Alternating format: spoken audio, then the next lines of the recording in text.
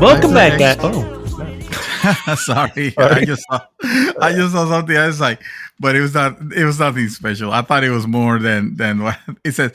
It's you remember the HyperX headphones? Yeah. And they got this. Best Buy has the streamer pack, and for $60, which is a headphone and a microphone. And I'm thinking, HyperX for $60. You know those headphones were legit. But now that I'm looking at it, that looks like a cheapy version of them. Yeah, maybe the $30 version, and then the mic maybe it's another $30, and that's where you get it to $60. Because I doubt that's the HyperX Cloud 2, which is the ones that you have, which are awesome. They're pretty good. They're pretty good. I still, believe it or not, I like them more than my PlayStation ones. PlayStation one's cool because I can reduce you guys and raise the volume of the thing. I like that. Swipe. Yeah, I really like that. But with just a button, right? Or on the slider, side of the right? thing. Yeah, you just gotta. Yeah, I love that. I don't have that on mine. That is almost a reason for me to get them. Also, and they're good also for the 3D audio also. Mm-hmm. It's fantastic. Yeah. Fantastic. So, yeah. Yeah, I mean, I haven't. Have you even started? Technically we are recording, so you just your voice has now been imprinted into the recording. So I am going to that's our intro now. Put into it as part of the intro now. You guys haven't even started? Haven't even started yet? Yeah. There you go. One more take. One more take, honey. One more take. Oh. The heck was I saying? So my only issue is, it is wireless and it just, I don't like the fact that I have to charge them. You don't like the I think the wireless portion is the great part. I like to be I like unencumbered. the fact that they're wireless. Don't get me wrong. That's a great thing. But obviously that comes with a caveat. And I just, I don't know. I just running out of juice in the middle of exactly. Sorry. I gotta finagle some cords with a brick of some sort and set it up near me because I'm not done gaming. So buy an extension or buy a larger USB cable. I think it uses USB-C or something. Just buy a bigger cable and have it and just plug it whenever it asks for juice. I know it's simple. I'm not denying the simplicity of fixing the issue. It's just the fact there's an issue. You know what I mean? That's really all it is. It's the principle. Like the issue of batteries running out because, Yeah. Why can't batteries be eternal? Yeah, exactly. I mean? Like the soul. The soul is eternal. Why can't a battery be eternal? How do we harness the power of the soul to power my headsets? That's the ultimate question right there. Soul powered. Yeah. I think that's a concept I've heard on maybe Final Fantasy VII. Maybe make them solar. I don't know. I guess I don't know. I guess. All right, let's start this joint. Welcome back, guys. This is Arnaldo, aka Mad Dog, and that is David, aka Dream Twister. This is the real episode 306 GG's the Mouthful Podcast. Yeah, let's not even pretend we are keeping this whole thing. We are giving our false start, our conversation. For sure. That's not being your wife guest starting. We're gonna keep everything. Everything. So I'll have to recall that later when I'm editing. To leave all that shit in. Sir, it is another Friday. It is another podcast day. How are you doing so far? Oh man, I was very good. I was excited. It was it's obviously Friday. It's the official Friday from work also. So I'm like, woo, yes, the weekend. I get to play. And right before the podcast, I start feeling this little hurt on my tummy.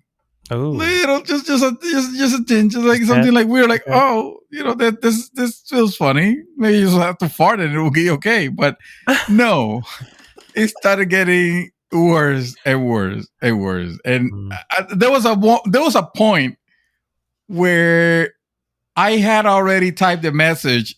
Sir, we're gonna have to do this tomorrow. I'm not feeling 100%. Oh, really? Oh, okay. I am. I'm not feeling it. But we press on. That's what we do. I figure no, because if I just lay down or something, then I'm just gonna then the hurt will be real. Then the pain will be real, and I'd rather distract me from the pain with talking shit with you with about podcasting. I like it. Yeah, exactly. It's not like we do that every time we log into PSN now. Pretty much, dude. Like, pretty much. I mean, this guy's on. Yeah. And I plan to do that a little later on. Yes, because it is Friday after. It has to happen. Yeah. It didn't happen last Friday. Oh, last Friday was because we ended up very late, even though our podcast has 2 segments. We still find a way to get over the 3-hour mark if we can, close to the 4. And to be fair, the hot topic also, led us down that path as well. Yes, the hot topic was probably one of the better hot topics. Is we all love The Expanse. Yes, we do. So lots to talk about there. If you haven't already, guys, that podcast has already aired, so you should definitely check it out. Or save it for after watching The Expanse. Just go ahead and get it. Definitely. I hope we need the numbers. If we ever hope to see a season 7 and 8 and 9, we need your help. Yeah. Here's what we're gonna do. I'm gonna open up a Kickstarter campaign, and we're gonna all together put money towards renting a plane. Whoa, okay. That can actually fly a banner behind above Amazon's headquarters that says "Save the Expanse." Save the Expanse. Yeah, it worked last time. Nice. It worked last time. Wait, is that what they did? Yeah, dude, literally. Oh, I didn't know that. Oh, we got J.R.R. Martin to actually participate on that on that petition. Because really? I think I forgot my mic. Hold on. How fans saved the franchise. There we go. Yes. Yeah. There's another. Apparently, there's another.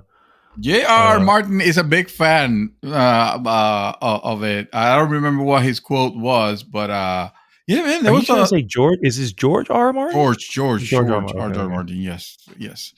Not to mention Patton Oswalt, Will Wheaton. Yes, nice. Okay. Yes, they. But it was the fans, bro, that they did such a move. Imagine if something like that would have been done, and this of course would have been a different era, because this is the era of streaming, and I feel like streaming companies are just on the lookout for like whatever idea, especially Netflix. Hint, fly over Netflix. But back then, remember what was that series? Firefly. Oh, remember wow. Firefly, bro. Firefly should have been saved like that. Firefly was an excellent TV show, kind of an awesome series. It only lasted 1 season, 13 episodes. 10 of them aired. The other 3 never aired because it got taken off because people weren't very evidently. They claimed that people weren't watching, but then it just became like a cult hit, and so much so that Hollywood ended up making a movie. It wasn't like the best movie or anything like that, but the fact that it was a movie about Firefly, called Serenity. It was actually, I remember really enjoying the film.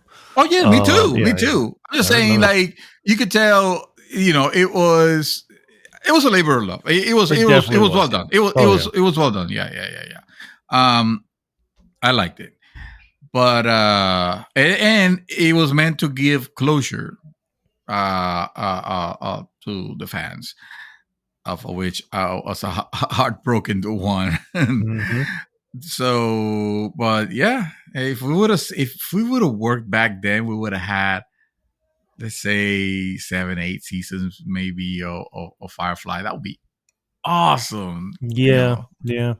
I don't know. I don't know. Nathan Drake. Not Nathan Drake. What's his name? What's his real name? Oh, Fillion. Nathan Fillion. Nathan Fillion. Yes. Yeah. Nathan Fillion. Lovable character. He was that series. It's so good. Or I'm gonna say of the movie. The movie even had some bloopers, like at the end. I don't know if you ever saw it, and they were just excellent. I don't remember. Oh God, I would love to. I'd love to have watched them. Yeah. Or maybe I did actually. I just don't remember. I'm sure you did, because I mean, it was part of the film. Yes. You know what I mean? Yeah, it would have been, right. Yeah. It's not a special edition or anything like that. No, a remastered version. Just bring it back in theaters. Serenity. No. Yeah. Yes. Name of the ship. Yeah, good stuff. That was great. Good stuff. Yeah. So I guess we need to put some money together. Get on a plane. Right. Fly around. Buzz real close to the window so they see us. Yes. There's always someone that says, "Hey, look what's there!" And I mean, that's how the buzz generates. Yeah. We make a campaign online. We tweet it. We just put everywhere. Next thing you know, Paramount picks it up. I would be cautious as to who picks it up, because obviously you've seen the leap in production value when it went from sci-fi to. I don't care. I think whoever picks it up to do because the material the writers are there. And it was what I'm saying. You got to bring them all back. Everyone who's involved has to come back. Right. So no, I definitely agree with that. Except the one exception that we're just gonna leave him out. Well, yeah, obviously, yeah. I mean, but he doesn't have to, because he's already been, Yes, exactly. And if you guys don't know what we're talking about, you watch the series and find out. Exactly. And then to the podcast and really find out. And then find out the deets. Exactly. No, I hear you. That's exactly. I would definitely be down with that. My gosh, some more Expanse. That'll be great. So I was going to say that even though there was more production value, apparently the highest rated season is season 3, which was still on Sci-Fi. Yeah. So, I didn't know that. Yeah. Season 3, yes. Yeah, that was the season. And that's what Sci-Fi say. No fucking wonder. No fucking wonder. If that was their highest rated season, and that's where they decided to cut it loose, like, oh no, this is actually not making us money. Then, there you go. I mean, the highest rated is one thing. I think. Let me see. It may have changed. This was at the time, so how somebody always chimes in later on with like, this wasn't as good as people say. Yeah, and then that just fucks up the entire, the entire history of it. It had 100. Let me see, Expanse season. Yeah, we don't want to hype it up extremely, guys. We're not saying it's like, oh my god, this is phenomenal. We're saying this series is perfect. And you need to watch it. That's what we're saying. Yeah, that's all we're saying. 100%. That's what we're saying. 100%. Season 3. Best thing. Exactly. Best thing on TV. Exactly. I mean, yes. Wouldn't you want in on 100%? I mean, everybody loves it. Exactly. Yeah. Yeah. Let me see best what my favorite I Love season Lucy is, which is season 5. Also 100%. Hell fucking yeah. That's some good writing. All right, now I'm starting to see a pattern here. Season 4 is also 100%. Oh, wait a minute. Season 6 is 95%. Okay. Season 1? Season 6 because it's over. That was cut too short. Season 1 was only 78. How about that? But season 1 was 78. Yeah, because I mean, it was laying the groundwork. It was laying the ground. Exactly. Yeah. That's the one where you're getting you don't know which characters you like or you don't like. All you're seeing is just people doing shit. And, you might not like half of them, but eventually you end up loving all of them. I mean, even the villains, with the one exception. Yeah. Which is so obvious too. I mean, I swear they were. You know what it is? I haven't read the books. And by the way, I realize this is an extension of last week's podcast. Anyway, I haven't read the books, but I wonder if in the books that was like a complaint. In the story, it's like, God, this guy's so, they do so good writing the villains, and this one here has to be the mustache twirling, whatever. Yes, and I wonder if those bad guy because I want to see the world burn. Yeah, for no reason. And I wonder if the show, showrunner said, let's play around with that. Let's use that to our advantage. And yeah, I still say as much as he was, that type of character, I still really enjoyed that season as well. Oh, and then he has one of the best liners on the show. That was nail on the head. Yep. Yes. Anyway, ever, let's not expand on the expanse. Let's not go back down memory lane here from last week. But definitely, guys, our podcast last week be like 4 hours. So let's exactly. So yeah. Definitely check out last week's podcast if you haven't already. Guys, first off, if it's your first time listening, I want to say thank you. Please go to goodgame.rocks. Join the conversation there. That, of course, takes you right to our Facebook group.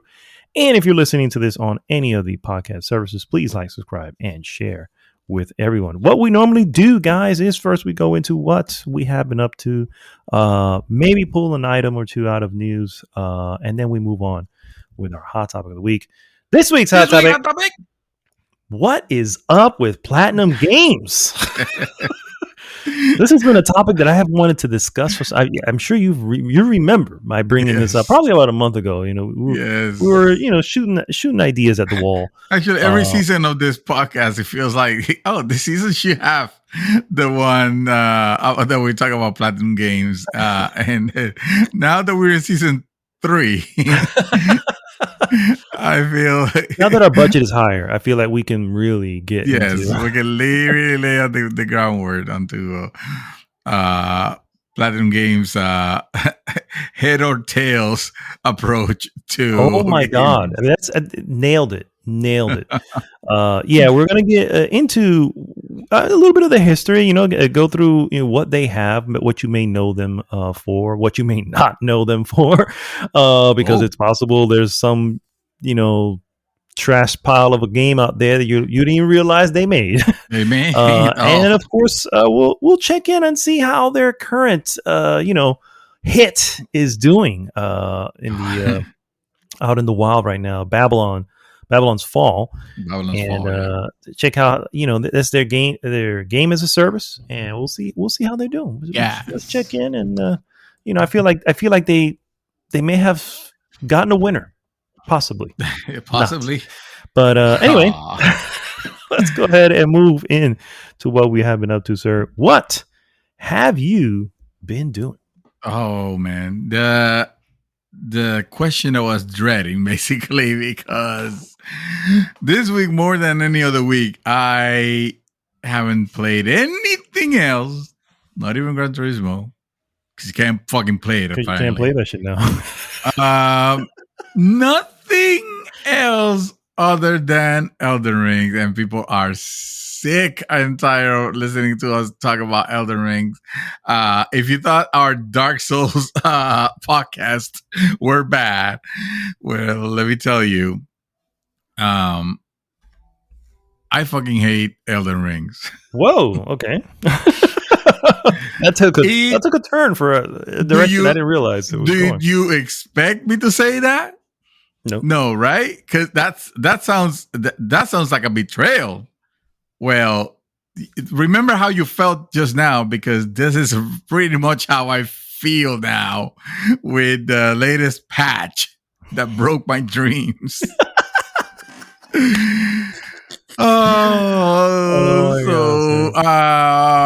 Version 1.03 came out this week.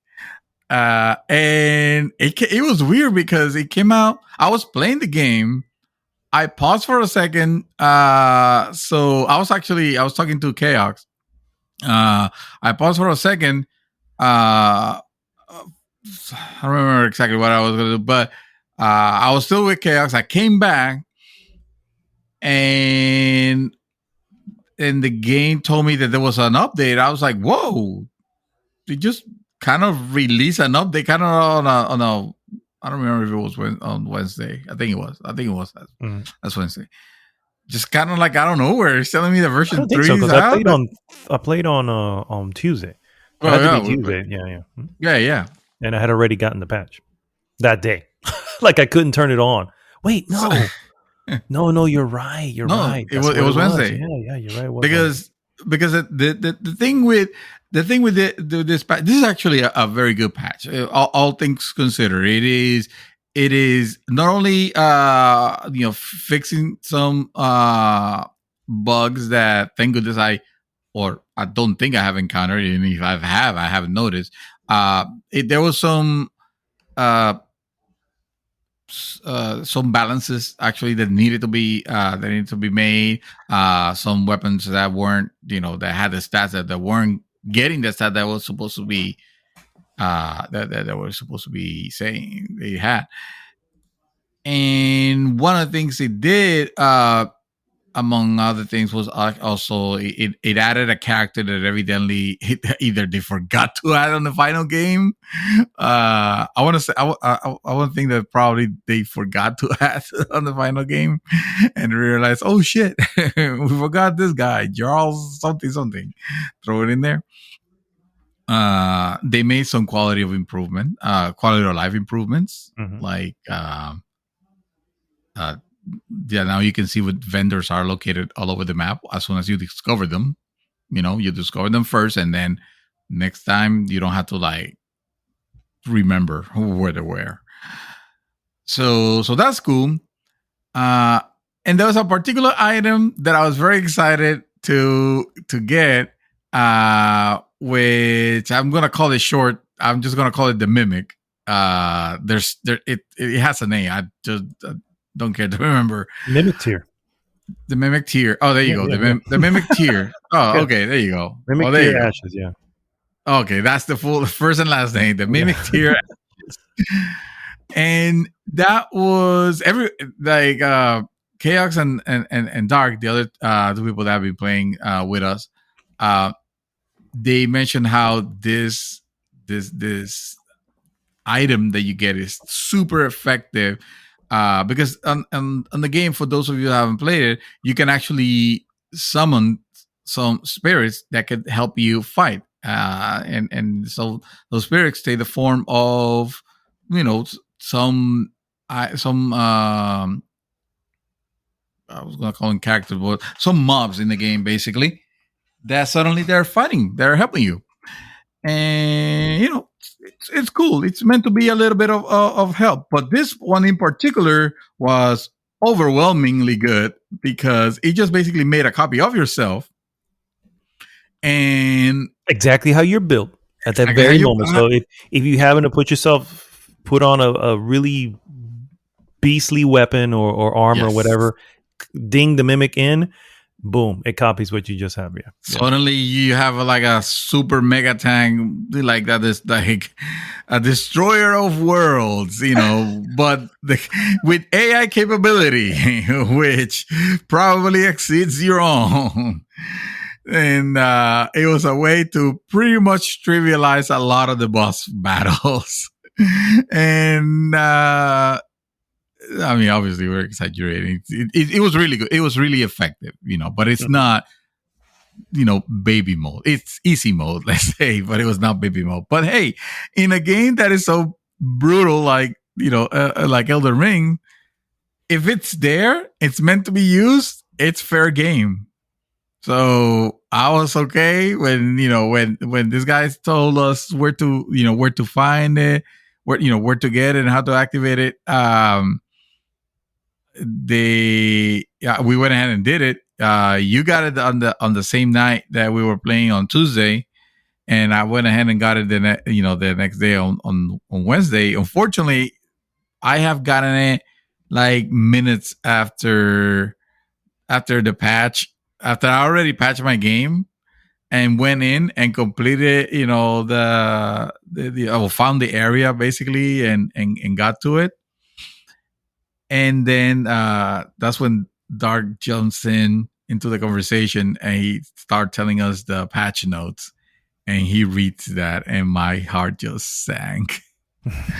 Because I wanted to experience the power of the mimic tier. I wanted to see how I wanted to have a boss fight that I could actually test, how powerful this was, and judge it. Let's be fair. If it would have been like too easy, then I probably wouldn't have liked it. But it's not that. It's not meant to, it's not meant for you to just lay back and, let him like just do. Oh, people were. I don't know if you checked any of the videos, but people were. Really? Exactly. Oh yeah, people were just they would be literally during the fight changing to another armor set because the thing was literally occupied with the mimic. You know what I mean? It's like, and don't get me wrong, the mimic wasn't coming in and trash. It was doing a good amount of damage, but right. Still, and it's just like I was like, well, that's cool and all, but that does kind of, and to be fair, I have used it since the patch, and it still plays an extremely well interference. I haven't even tested it because I haven't touched the game since. Oh my god, really? You were like, oh, I'm so disappointed. I was like, I don't want to keep playing. No, mentira. I haven't played it, but not because of that. I just haven't had time. I am gonna obviously try to play tonight. And I definitely recommend you give it a shot, sir. I think you're gonna enjoy it. Obviously, you want to put some Ghost Globevorts into it. Don't leave it at a lower level. Don't leave it at the basic level. The basic level it up. Level it up. Yeah. I intend to. Right now, I'm looking for a 6 because that's the next one, and I already have a 7. So both of those. I don't know if I have material, so I have to check. Because I kind of make my beast warrior that I can summon. I made it kind of beastly. And he has helped me a lot. But I need to see if I still have. Wait till you see them, because remember, it also rolls, so it'll roll through damage. You know what I mean? So it's just like it plays like you would essentially, probably a little better than we would. You know what I mean? Because it knows the timing. But yeah, it's definitely a pretty cool. Ash of War. Yeah, but no, I'm happy. I'm actually quite happy to see the how fast they have been bringing patches. Have been patching the game. Obviously, the game is a huge success. So much so that they have already deemed it a franchise. So. Elden Rings 2, Elden Rings 3, that's happening. And honestly, with all the other games that are very similar, like I don't understand. I don't know. Maybe it's because the title, it sells. At this point, this thing has sold more than any of the Dark Souls. Meanwhile, Bloodborne is looking through a rainy window, looking at. This has one. I discovered a weapon that I believe was in Bloodborne. And someone told me that. Oh, okay. Is it the same one? No. Like someone had the same impression. I don't know. I can't confirm if it was that or not. Oh, okay. Yeah. It's a weapon that was in Bloodborne. So obviously, it's the same lineage if we really think about it. So it's not really a surprise that it would be in there. Right, because you can see also some reused assets. Yeah. Oh yeah. Fucking frogs come to mind. Yeah. The wolves. Yeah. The way they attack. The way they. Yeah. No. There's definitely. I mean, this game is Dark Souls 4 : Elden Ring, right? Yeah, exactly. There's no doubt that this is Dark Souls 4. Mm-hmm. But it's the same formula as far as the gameplay is concerned. Sir, I don't recall called? Oh yeah, I recall now.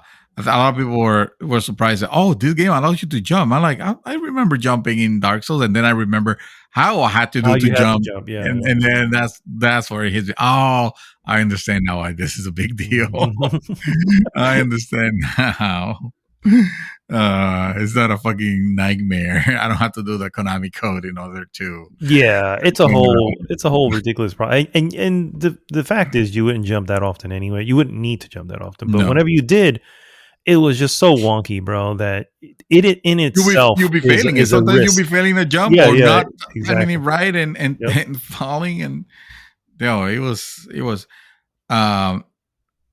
One thing that I could tell you though is I am a little fatigued, but not in the sense of like I still love the game. It's still the highest rated game to me that I've played so far, and that I will probably be playing this year, because I know there's a lot of good games still coming, but compared to the hours that I put, the time that I spend with my friends, just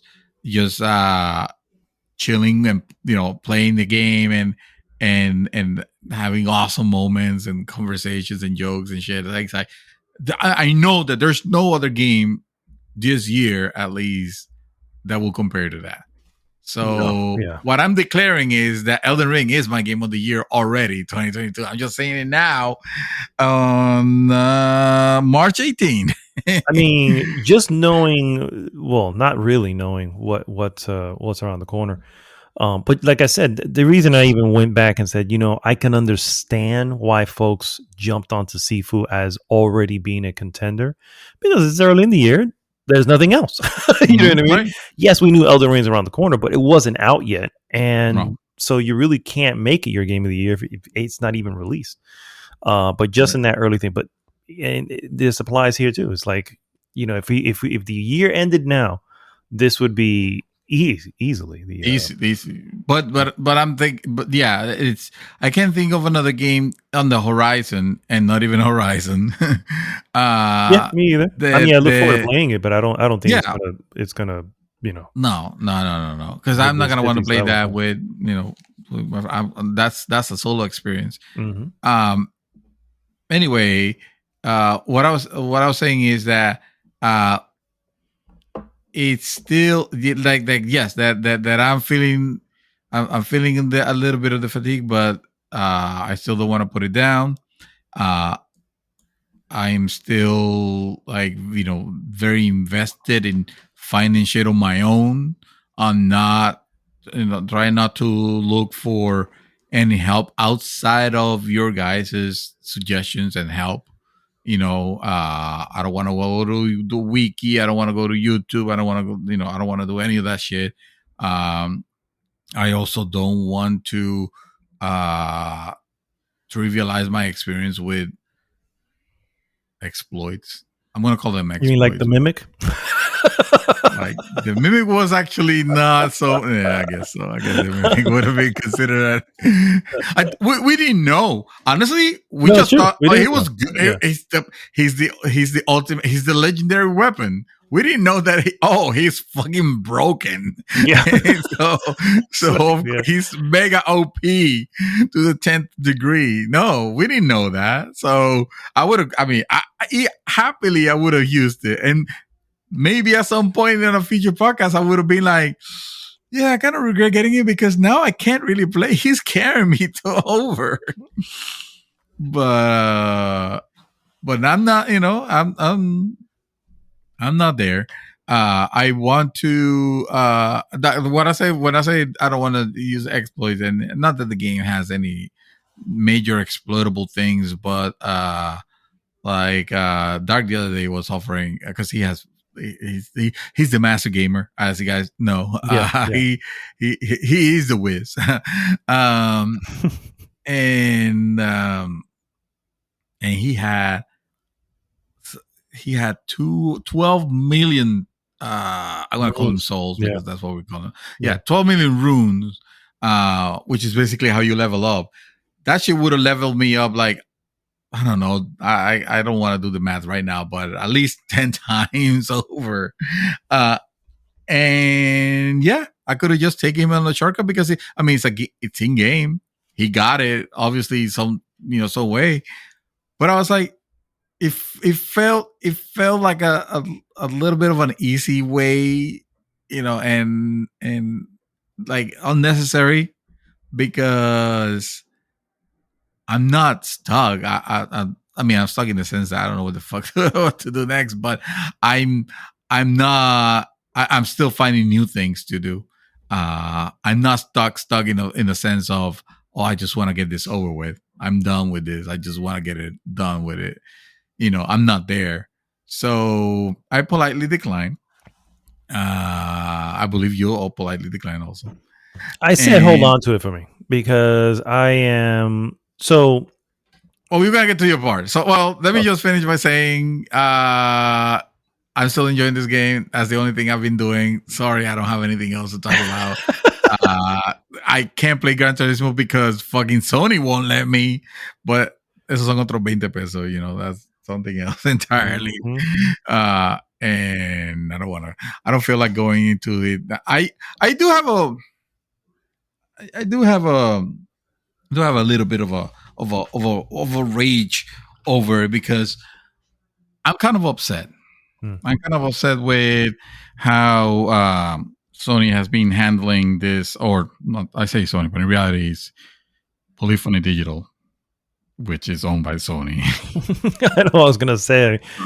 There's a head of the company who's making the decisions, or who are allowed the decisions to happen. So, well, so Gran Turismo, and you guys know that I praised it back when I was able to, when I played it a little bit. I was very early, and I really love the things it does because it is a great fucking driving simulator. But here comes here's the problem. The game has some server issues, which I guess it happens. I'm not gonna completely 100% blame. I mean, they should have tested this more proper, but it happens. That's fine. I'm not. I as long as you allow me to play my game, I am fine. Play single player. But there are reports that you can't even do that. You can't even play your single player, portion of it, or some things you can't do because the game requires you to be online, and that fucking pisses me off. Because single player games should not be tied to your internet connection. Period. Like, there's no reason. There's fucking no reason. The only reason I can see them doing is because DRM, which is what happens in PC, and on consoles, there's absolutely no reason to tie single player to a multiplayer, obviously, because you need to compete. You need to be online so you can compete with people, and B, it needs to make sure that you're not just doing something nefarious, cheating somehow, or which is possible to cheat on consoles. So, yep. But yeah, that was annoying. But today there is a reporter, and forgot the name of the dude, Yamauchi.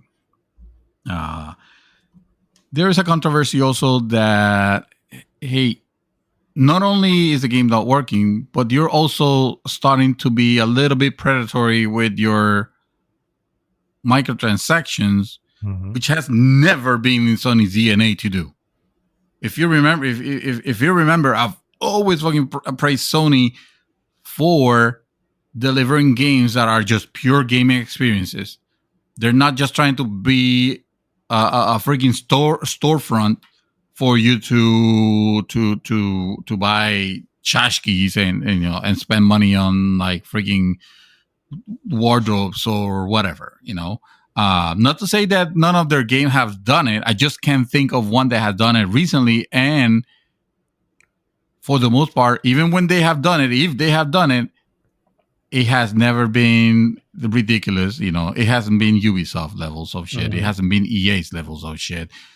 This shit that they're doing with Gran Turismo is Ubisoft levels and EA's level. I was going to say EA level. Yes. Yeah. It is ridiculous because not only they are messing up, they release a patch where they actually makes it actually gives you less credits for you to be able to buy new vehicles in the game. Kind of playing with the, again, messing up gameplay for the purpose of pushing you towards going and spending money on their store. And one of the things, and they have cars here that cost like $40, which is insane. And then so this is the justification. I'm going to read a quote from him. He says, well,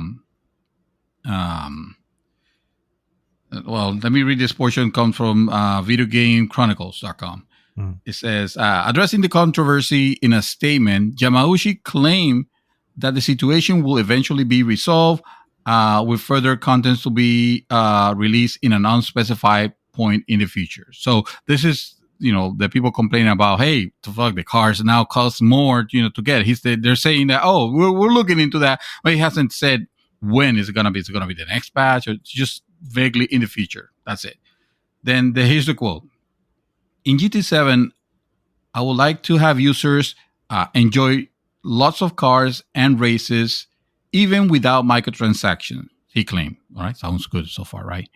At the same time, the pricing of cars is an important element that conveys their value and rarity. So I do think it's important for it to be linked with real world prices. Let me stop right there.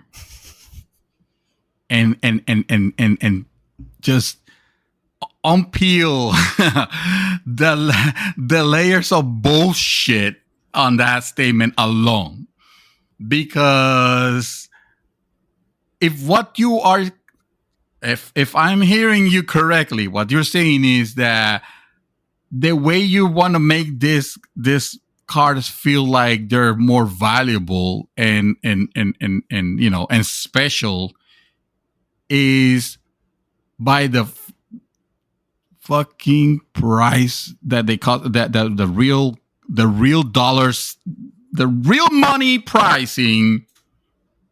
What you're describing here are NFTs. It's a system of NFTs, period, basically. Except that they're not even NFTs because they don't have the garbage that NFT has to prove that, you're the sole owner of this JPEG that looks exactly the same like everybody else's JPEG. But hey, you're the only one because you're stupid enough to spend millions of dollars on it. So you're rich and stupid.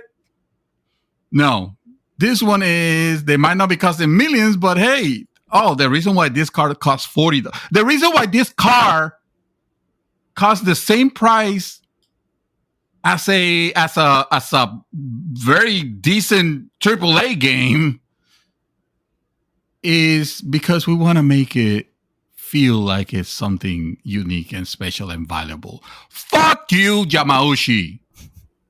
Fuck you. And I do not believe that Sony is letting you wrong with this. I'm just gonna vehemently decline to believe that that's the case. That's the route they're taking because they have never done that. They have never. Yeah, because they should step. I mean, I guess at some point they're going to step in, right? Is what you're thinking? You would think, but I'm afraid that the opposite might happen. That people are just going to let this go and not talk about it because it's fucking Sony. And next thing you know, the higher ups are going to look like, hey, this works. Why don't we start making this, into our games? And next thing you know, this special, axe for God of War or sword or whatever weapon, which is going to make you unique, so you can get it in game, but it's so special that, it's really valuable. It's really valued at $100 US. Mm-hmm. That's bullshit. Yeah. That's bullshit. And I cannot believe that Sony's allowing, them to drive this like this, and I can't believe that there's no more narrative over it. Listen, I make fun of freaking Forza and especially Forza Horizon for just devaluing their vehicles. That game gave you vehicles away like if it was freaking handouts. Like literally, it just every time you drove 3 miles, oh, here you go. Here's a car, or you did something. You did a race, and here's a car, and it's just cars here, cars. So much that you don't even remember what type of cars you have and which ones are good. Which ones you want to do right. But Sony's taking it the opposite route. Sony's taking it or Polyphony Digital. It's trying to make it, or Yamauchi, it's trying to make it to the opposite, to where cars are gonna cost real life money. Yeah, the value of it. For that, might as well make them cost $40,000 in the game. That's what you're trying to do, real life value. Yeah, you know what? If you wanna make the car special and have value, just put the value on the game. It's a video game after all, not a freaking jackpot machine. It's pachinko, man. Pachinko. Sorry. I hate what this industry has led, which is the games now play us, and they play us, bro. And I'm not gonna be. And I'm not a freaking saint. I'm not saying I have never spent on microtransactions, because that's bullshit. Well, I can't use this example because this game is literally free to play, so it deserves to have money spent when the game is as good as it freaking is. But unpaid games, and there's I don't do the pay to win crap, because again, I don't want to trivialize my experience. But I have bought cosmetic items for the sake of, oh, this looks cool, or like they say, hey, I love this developer so much, I'm gonna give him more money. It's like, fine, I don't care. We live in that era. We have already been, we are past the part where we fight against games not having any sort of microtransactions. Like, that battle's lost. Mm-hmm. There was only one bastion left, which I've always admired, and I always put a high pedestal. It's like, okay, it's a lot of shit that I complain about this company, but this company does 100% perfect on this, and that is Sony, not releasing their games in a pure state, not putting shitty predatory microtransactions like Microsoft does, because Microsoft fucking does badly. So, but if I hope this doesn't become a trend, and I'm sorry, I didn't play anything else. I was obviously pent-up rage because I haven't been able to play Gran Turismo proper. And this is a game I like. That was supposed to be your intermittent in between Elden Ring, and now they take that away. They took Mimic away. I hear you, man. It's all bottling up. Or bubbling up, I should say. That's hilarious. Yes. My wife's here behind me. She's always said that you're too loud when you're making this podcast. It's like, I meant to be loud this time, because this time it came from the heart. This is an industry that I love, but I hate when it does shit like this. This is the shit that I can't. It was an interesting article that I had read, where, and I should have shared it. My gosh, I was just kind of looking at it during work, and I couldn't really read the whole thing. And anyway, but it was mentioned, of course, Elden Ring, and and how it's proving single player Doesn't require an online connection. You can, obviously you can log in and everything, but it doesn't require it to play and enjoy the game. Yeah, you can play that game. You can play that game offline. You might not get the benefits of the online portion of it, but that doesn't mean that you're losing a lot, either. Mm-hmm. And 12 million units already. Yes. And this is a From Software Games is a company, or I should say, is a developer that benefits from games that have long sales tails, if you will, because it just keeps selling. I mean, nothing like freaking GTA 5. Thank you. No, nothing like GTA 5, but it does. It still has. People are still buying Dark Souls, the remaster right now.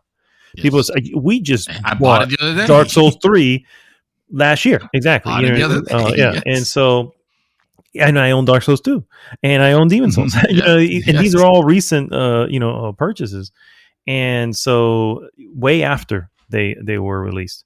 So, Elden Ring proving once again 12 million down. 12 million units already sold within the first 3 weeks, and you can argue the engine is not exactly the best engine. You know what I mean? It doesn't have all the bells and whistles. No, exactly, because it's delivering. It knows what it is, and it's delivering what it needs to deliver. And that should be the focus of the companies, not trying to include everything into your damn game. You have to have everything. You have all the different stuff in there, and so. Shivering physics. Yeah, exactly. Who knew? Who needed that? We needed to know. Well, we needed to see horse balls shrink when it got cold outside. That was something. First off, who was the one program? The person programming this must have been like, my job sucks. Everybody else is designing massive worlds, and here I am designing a horse, making sure that its balls shrink and expand as pending the weather. The thing is programming. It's programming. There's a lot of if this then that. So exactly. If cold, then shrink. If hot, then hang. That's the problem. Yes. Having to write those lines of code. I know. You were the one responsible. Yeah. You listening out there. You were responsible for this. I hope you're happy with yourself. Oh, you should be, because you made history. For sure. That was and hey, that's another example of an excellent game right there. That's a single player game. Yes. Knew what it was trying to do and did it exceptionally, almost too well. It was almost too much going on. So it's like, But anyway, kind of like Elden Ring in a little bit. And then there's part where I feel like there's just a lot in this game. I just unlocked a new piece of the map. And I'm like, I'm sorry, I'll let you finish it. I'm done. I'm mega done. So I just unlocked a new piece of the map, and it took me a while to get. I came to this area at least twice, and I was like, how the hell do I get up this mountain? Lo and behold, there's this tiny little pathway that I was looking past the whole time. And it leads me to Mount Gilmer, and now I'm at the Volcano Manor. I haven't found that. I mean, there's a whole area that I haven't been able to. Well, it's probably the same area that you're talking about, where it just seems to be okay. There's just mountains covering, and I don't see the way. I don't see the way how. I can already see the I guess the totem that's always there, the where you can unlock the map, and suddenly you have the map of the area, you can see everything. I can see where it is located, but I can't get to it. I know exactly what you mean, and I ended up taking a path that looks like a street, like a road, and just taking it straight. I'm going to take this path straight. I get there, and the bridge is completely broken, but it's broken the most ridiculous way, because it's not just broken in half. It's broken in half, and then the half that I need to get to is like 10 stories above me. Yeah, no, it's just like, I can't jump that, you know what I mean? So I'm like, okay, so this is it. But I know it's like right over, it's literally right there, on top of that. But there's another way around. So I just spent, and this is what I was trying to tell you, which is why I feel that occasionally I do want to look into, where do I go? What is it that I need to be doing right now or in the vicinity? I already know that the capital, and I know that you could, this from some early non-spoiler reviews, learn you can reach the end with leaving a good portion of the game unplayed. Right. I'm positive that the capital city is the end. That's essentially where the game most likely ends. I don't know that for sure, and I haven't looked that up, but I'm positive. I'm fairly positive that's where the ending is. So I'm not going there.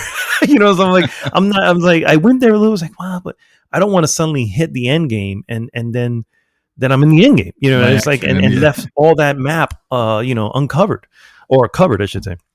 And so that's when I started to just say, all right, I'm gonna find out. What that area over there, because I can see the totem, as you said, in the hazy fog, and then that's what I did, and I spent literally like 2 hours doing that, and then I found the path. But once I found the path, I was like, oh, but I wasted. It's not wasted. I know it sounds bad to say wasted, but it in many ways it can be viewed as a waste of 2 hours when the path should probably be a little easier to spot, what I mean? And then I had to stop. So I was like, I found the path. I'm okay, good. Here's the very next site of grace. Hit it, saved, exited.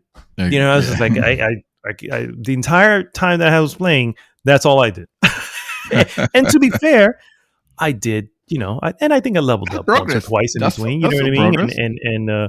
And then found the thing. So it's not horrible, but sometimes I just feel with my time constraints, if you will, I'm already at 90 something hours into the game, right. And level 93, I think, is where I'm at. And so I'm like, okay, but I feel like I don't want to say I'm overpowered, because I'm not. There really is no such thing as overpowered. Actually, that's not true. That the island towards the south was kind of overpowered going there. Well, you were meant to hit that at the beginning of the game. Yeah. So. I didn't know. But I mean, that was the only. But bosses still pose a challenge. You know what I mean? But I still, within one to two times, I was able to defeat them. So it's just really just exploring the pattern. Plus, I also had pretty good summons, so that should always help. Well, you have the mimic now, so now I have the mimic, yes, and the mimic helped me out with a magma worm. so how about that?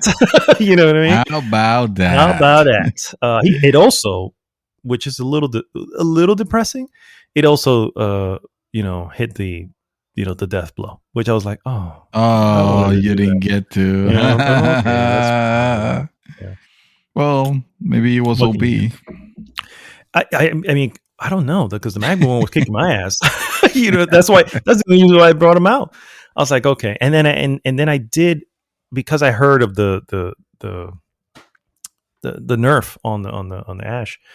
I was like, all right, I'm gonna get through the battles to a certain point, maybe we're at the halfway mark. And this particular magma worm, I don't know if they all do this. I only assume. At the halfway point, right, you have two things. Either they have 2 health bars, or at the halfway point of the health bar, they enter their next phase, right? That's kind of the pattern so far.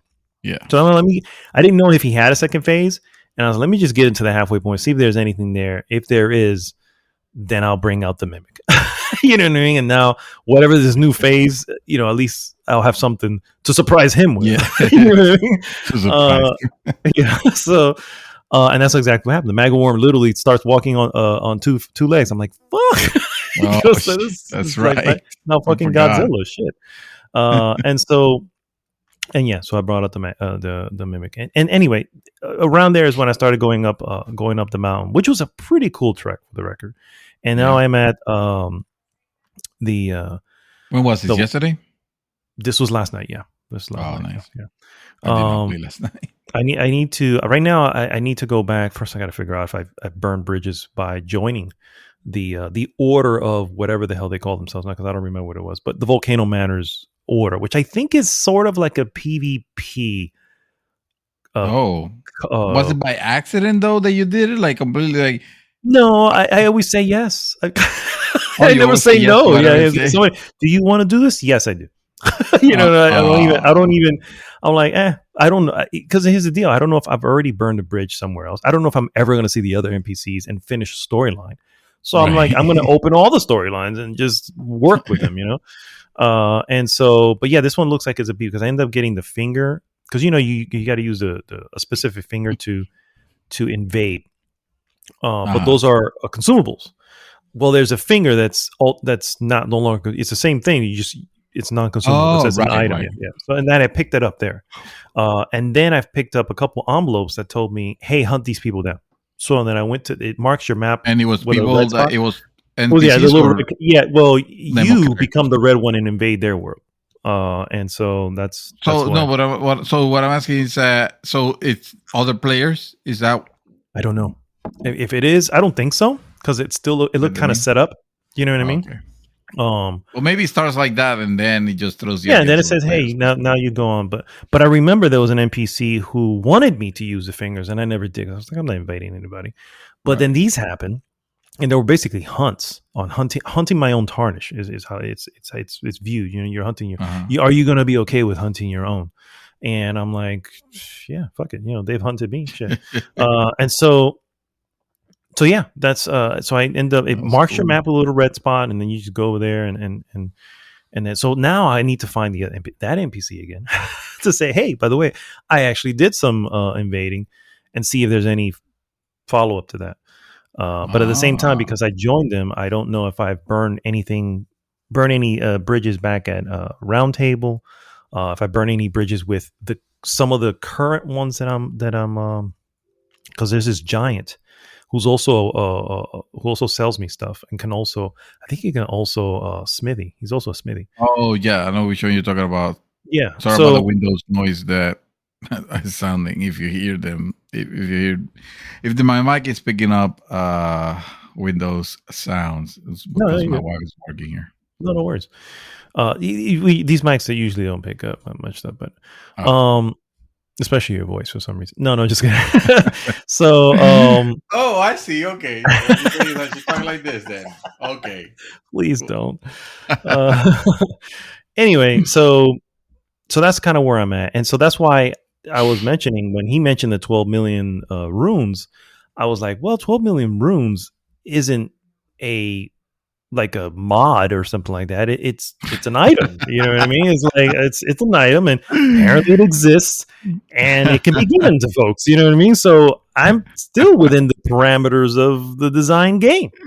You know what I mean? And on top of that, maybe I can. You know what else is also that? Co-op. Why don't you do that next? I have been considering that, my friend. It depends. That one is not for some reason. I feel like I don't need that one because I have summons. The summons alone work, well, which I'm sure you've noticed. I still use the wolves because I have them leveled up. I use the marionettes, which are these guys who like two marionettes and they just shoot arrows. And dude, I actually posted a video of me taking a fucking Crucible night down with them, and I literally put them on one side of the arena, went to the other side of the arena, and basically we tag team him, right? So he would start chasing them because he's getting shot in the back with arrows. Then as he turns around to go to them, I'd come in and strike him up, whatever. So make him turn around, come back to me. And then they just keep raining arrows at him. So then he eventually turns back, go to them. And before you know it was just like, okay, so this is just a bunch of back and forth. So I'm like, and this was the marionettes. It's not even a powerful summons. And it was enough to handle this pain in the ass Crucible Knight, for the record. And this was one of those, which I still hate, the two bosses at the same time. The Crucible Knight was the second boss. The first one was just, I don't know, some weird beast thing that you had to take out. But he was kind of a punk, so it was easily to take him out. It was just the second one. And anyway, I'm not going to dwell too much on that, guys. But I am so I'm considering it, and that's why I was like, oh, if it's possible, I might. We'll see. It depends on how I feel. Again, I'm already almost at 100 hours.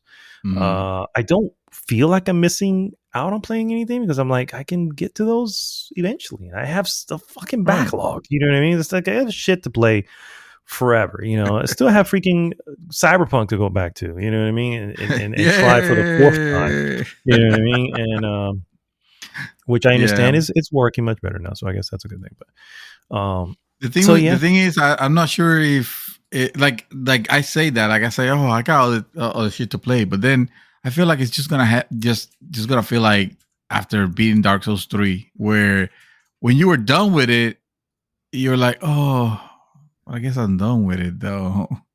And although it's gonna be different with Elden Ring, right? Because unless I feel like in the case of Elden Ring, you can continue on the world. Yeah, I feel yeah, you can.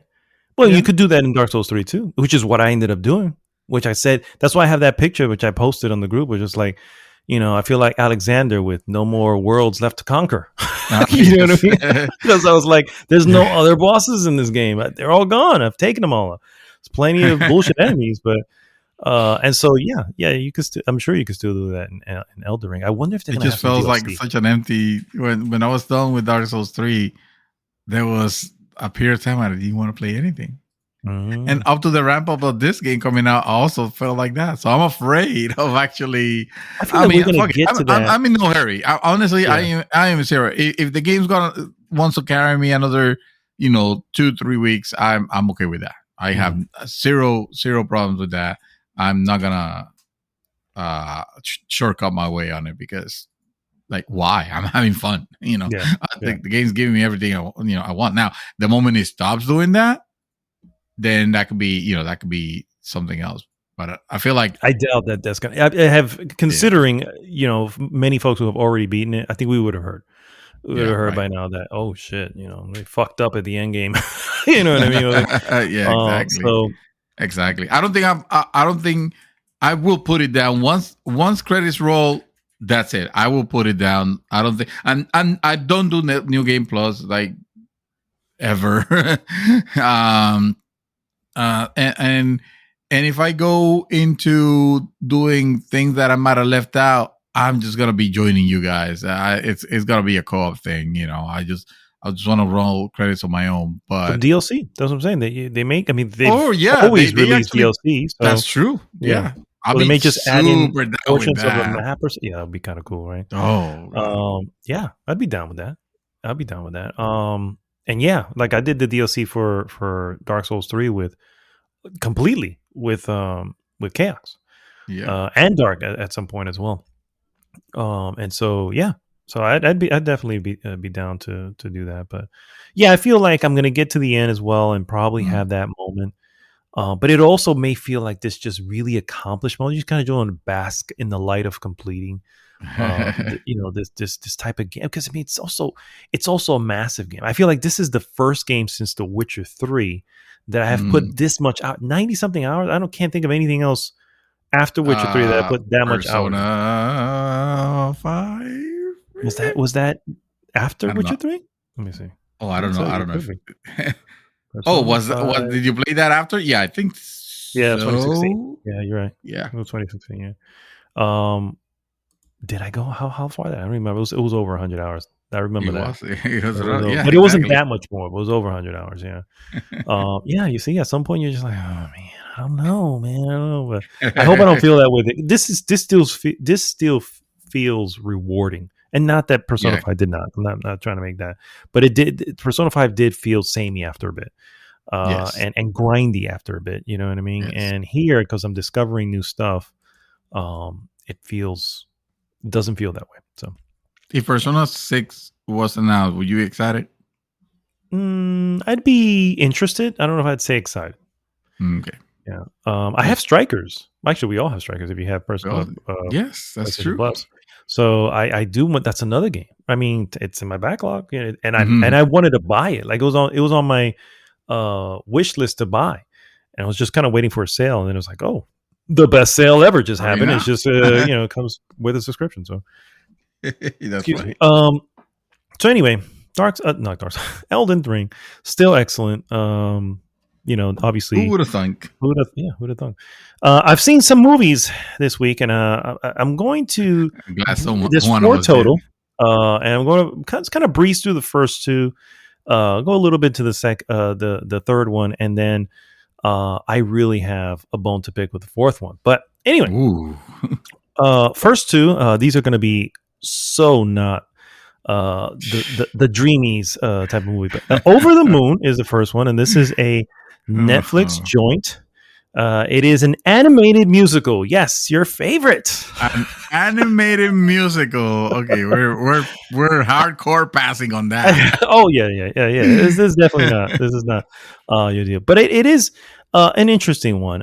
And it's a very Asian tale, which is really cool. About a girl who sort of builds a rocket ship to go to the moon so that she can meet the mystical moon goddess. And wow. yeah, it's an animated film. What are you gonna do, right? Yeah. And fruit to be also on top of it all. I don't know if it's all. But it's definitely an interesting one. It has some whimsy. Yeah, it has some whimsy. Characters are pretty cool. I like the fact that it's very of the place it's trying to portray, of an Asian culture, which is, it's cool to see. And again, it's a Netflix joint, Over the Moon. I'd give this one a solid. If I'm going to be honest, I'm probably going to give, because I'm never going to watch this again. And I don't have a desire to, but I enjoy it for what it was. I think I'd do a 2.5. 2.5 sounds like I can read it on the tone. Yeah, I can sense the tone. So yeah, it's a high 2.5, just not a 3. You know what I mean? It's like, and we don't have anything in between, so I have to say 2.5. Yeah, 2.5 being a mediocre. Mediocre. Okay, yeah. And it's really because of its themes. It does go a little bit wacky. You know what I mean? Just a little bit wacky. And so that's why it's just like, okay. Go to the moon. And she does go to the moon, for the record. Yeah, spoilers here. It's in the trailer. Yeah, it's in the trailer, but spoilers. She does make it to the moon. And it's just like, really? A kid? What are we doing here? What are we doing? This isn't, I don't know. We have never gone to the moon. So, what makes you think a kid will? Yeah. Exactly. The next one I saw was another animated film, not a musical, though. This was a Pixar joint called Turning Red. This one was on Disney Plus. I'm sure you've seen it because it's a big red panda all over the freaking place on the on the. This one is a strange one to me. Oh, so the gist is this: it's a young. This is another Asian story, but she has an Asian living in Canada, so a Chinese Canadian girl named Maylin who lives with her mom, and she's 13. And one day she discovers she has the ability to turn into a giant red panda. And when I say giant, I'm saying giant, like. You'd have to lower your head to walk underneath a door or something like that. A giant, you know what I mean? You would take out a building. The giant. And I thought I understood what it was trying to say, and I honestly found that fascinating.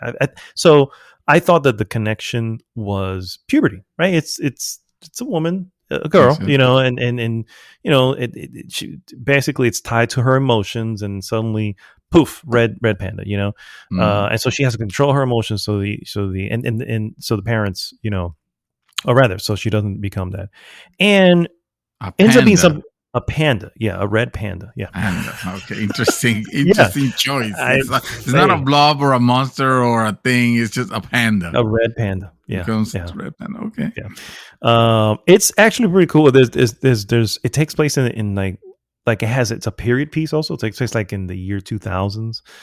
So you see phones or flip phones, those type of things, and I'm like, that's an interesting choice, and she's all into this.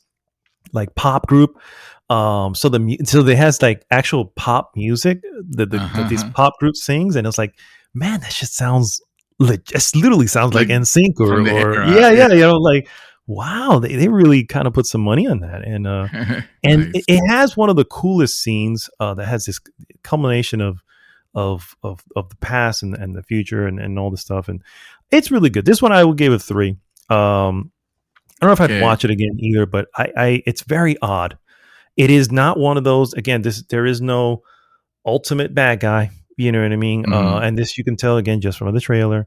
You can see that certain animated movies are just kind of going that route. Like we don't always have to have good versus evil. You know what I mean? Right. It can just be a tale of someone's life or something like that. Yeah. And yeah. So this is yeah. So I'd give this one here a 3. That one sounds interesting. I felt like I almost like interrupted you when you were about to say something important, but also could have been taking spoilery. So I'm not sure if I should ask you about. You didn't went back on it because you were saying I thought the connection was puberty, but oh no, yeah, but I stopped myself. I was going to say I was not going to go from there. Gotcha. But that's the initial thought, and I think anyone would kind of make that leap. You know what I mean? Right. Well, and not anymore. But. I guarantee if you happen to spend time watching this movie for whatever reason, you still will. you still there's just no way. It's so to me, it's so obvious. Right. And then it's not. And it's like okay. Anyway, so from there, the next one I saw was this one I want to talk a little bit more about because this was directed by George Clooney, stars Ben Affleck. It's called The Tender Bar. It's actually it's a Prime movie, so you can see it on Prime. I've seen the banners on this. Yeah. There you go. You see, you watching the stuff. Tender. Oh, wait a minute. The Tender Bar. Okay, I get it. Oh, I see it. Bartender. Yeah. Okay. Wow. Yeah. Good. I feel intelligent. It is based off of a book, a memoir that was written by this character. It's literally the character in the film, and the movie is good. The acting is great. Ben Affleck is awesome. This is my favorite Ben Affleck since like Good Will Hunting or it's like this is my favorite. He plays the uncle of the main character. And he has such an amazing father relationship with the kid, who knows his father. His father's not in the picture, and that's all part of the story, whatever. My only issue with the film is that I don't know what the point is of it. It's a memoir, so it's just kind of going through the history of the person. You have to say that, whatever. I feel like it hurts. And there's a I guess I don't want to say a point, but there's an actual reason, and things do button up at the end. But I don't know if it was. I don't know if I can say it was a journey worth taking, other than the fact that I loved Ben Affleck's character. I loved his character. I loved the main kid. He starts off as a kid, and you see him grow. But the kid was awesome. Who was like a genius kid, and his mother was, she wasn't into drugs or anything like that, but she lost her job, and she's always coming back to live with Grandpa. And Grandpa, by the way, is Christopher Lloyd. Great Scott. Oh wow, Great Scott, yes. Christopher Lloyd plays Grandpa, and he's trying to get rid of his family so it could just be him and his wife. But for whatever reason, they always come back. So they're all living in this one house, so it's a good drama. And again, I freaking love a good amount of the writing. It's really well done, and like I said, the acting is, and the kid himself. I was just, some kid actors are hit and miss. This kid was working. I was like, damn, and I was actually a little bummed when he got older. It's like, obviously a different actor now, but anyway.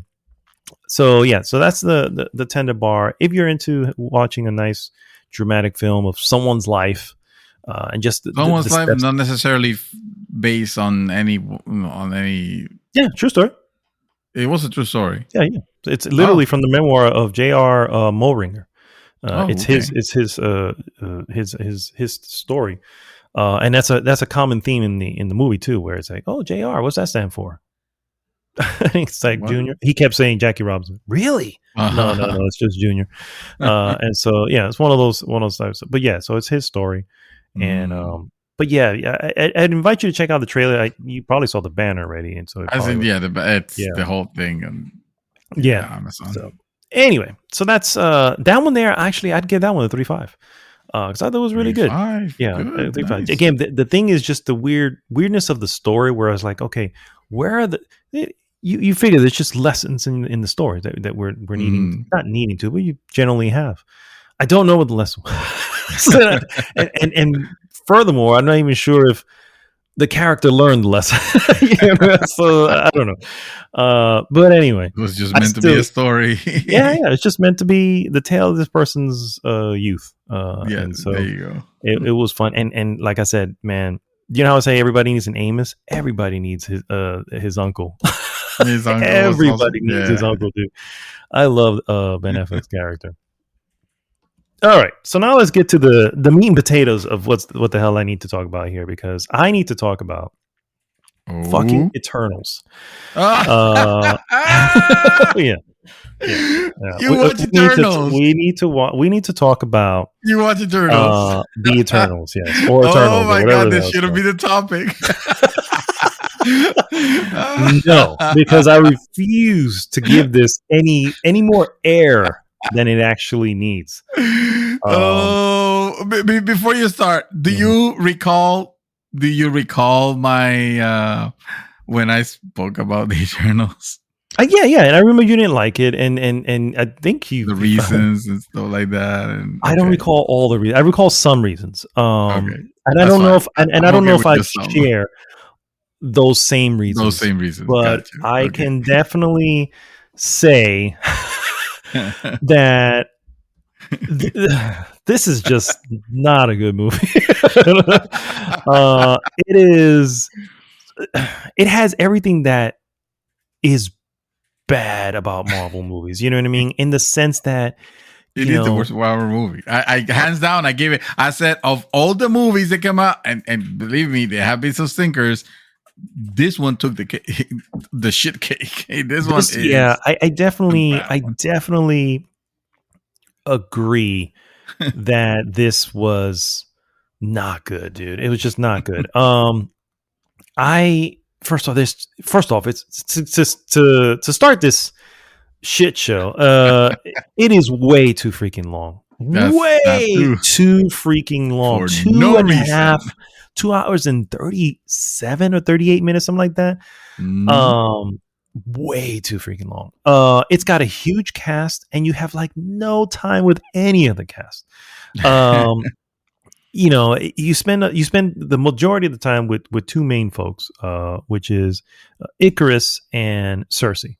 By the way, it's an interesting thing that two actors from Game of Thrones is here, and the main character's name is Cersei. I'm just like, really? This feels kind of on purpose, but whatever.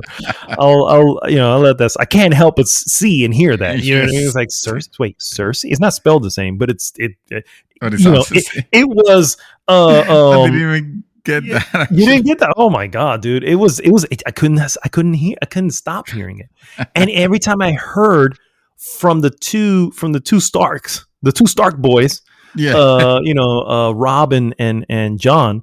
Every time they said Cersei, it just took me back. It's like they're talking about Cersei Lannister. What the hell? Anyway, that's beside the point. That's just something. That's more of an observation. But way too many characters.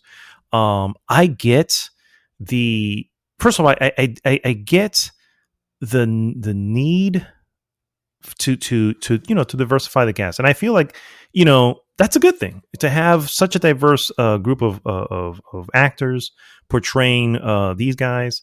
I was like, that's a really cool thing.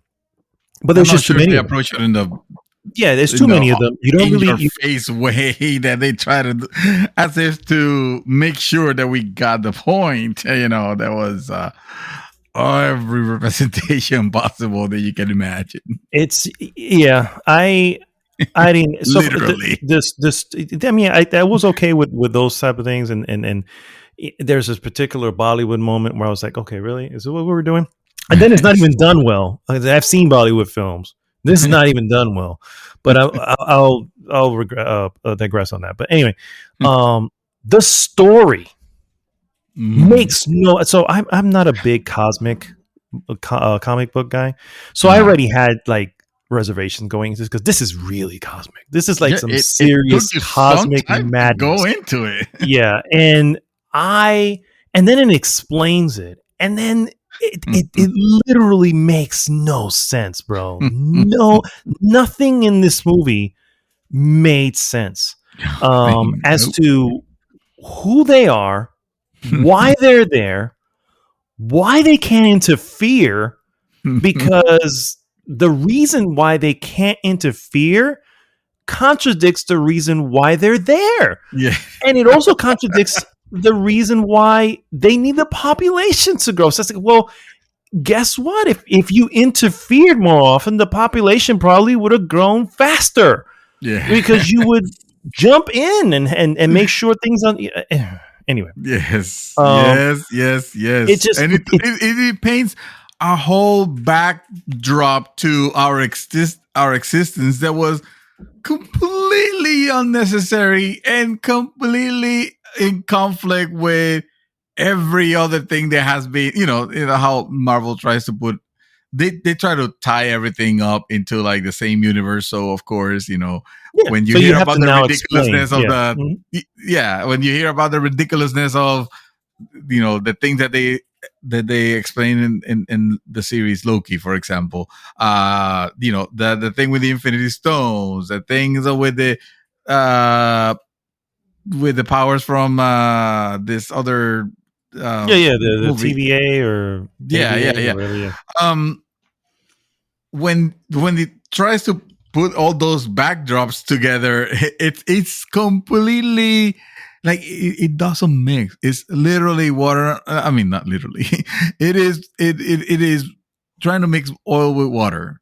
It's so artificial and is not cohesive in any way. I would, with the other ones, I to an extent, I kind of. So first off, that's a huge comic book thing, right? In comic books, they invent some of the character that is even more powerful than the last character that almost eliminated the universe. But that last time that we were dealing with that last guy, this guy was never even mentioned. Right. That last guy was the most powerful, but this guy comes in and he is now the most powerful. But everybody neglected to mention that last time. You know what I mean? And when they kept saying the most powerful, but you don't mean that other guy from the next movie. It doesn't make sense. I hear it. But this went even a level even further of just stupidity. It's just the purpose doesn't matter. It doesn't make sense. Just why they're here and what they do, and why is it just CG tentacle monsters? I don't understand. That's what we're worried about the entire time. That's it. That's the purpose. They started. This movie was really bad. There were some characters I did enjoy. One of which, for whatever reason, bails at the end. Just like, wait a minute. Why? Where is he going? I don't understand. Okay. Yeah, I guess so. He's like, my contract. Yeah, I have other more important movies to take care of. To be filming at this point. So that was ridiculous. Yeah, dude. I did. This is a bad film. And to think that they have this. Oh, and then the reveal, right? Because there's always a Marvel end credits reveal, which I won't go into detail, but I'm like, so that's this part. It's like the only reason he's here is because we need to. And by him, I'm going to say Jon Snow's not Jon Snow's character, Kit Harington's character, right? The only reason he's here, which you could tell from the oh god, I want to say it, but I don't want to say because I don't want to spoil. Go ahead. It is the only purpose he's here, outside of the fact that obviously he's the Cersei's connection to humanity, but the only reason he's here is to set up, or at least that's what it feels like, it's to set up the post credit sequence, and that Yes. This is like, this is just. Let me see what else. Some of the characters didn't, like they wanted to go against, the hey, we can't interfere, but then they never interfere. They go off and do their own thing, and they still interfere because shit happens in the world, and we didn't see them. You know what I mean? So it's like, so what? So they said, I don't agree with you. We should interfere, but I'm gonna leave. I won't interfere, but I'm just out. I'm done with you guys. Yeah. Special effects were okay. I some of them were decent. I think the end fights, the end battle was actually pretty good. But at that point I had to reject. I mean, it's just because everything else leading up to it, it's like in retrospect, I was like, okay, this was actually a pretty good battle at the end. I thought it was the effect. I didn't even think the battle itself. I thought it was more, okay, these effects, these colors, these things, they're vibrant. They look neat. There's a lot of use of gold and golden colors and stuff like that. Like, I thought that was neat. I think that so Chloe Zhao is the director, and I remember getting excited for this film when I found out she was a director, because she was an Academy Award winning director. She did the movie Nomadland, which I absolutely love. It's a great movie. It is a very, art house film. So definitely not what Marvel movies are, but you can see some of what she's doing in this film, right? A lot of wonderful vistas and stuff like that she includes. But outside of that, dude, I didn't see anything. I didn't see or feel anything else Chloe Zhao in this. And I don't know. I don't know if suddenly, producers got involved and say, hey, we need to do this and you need to do that and include this. So I don't know, dude. I have so many questions. There's just so many things that don't make sense about the Eternals, about the Celestials.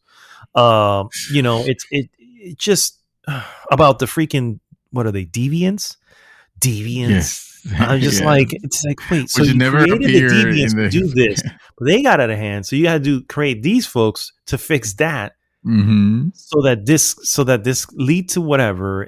But dude, this is easily the worst Marvel film, by far. Guardians of the Galaxy 2 is actually a good film next to this. Yes, absolutely. You know what I mean? And this thing is it is.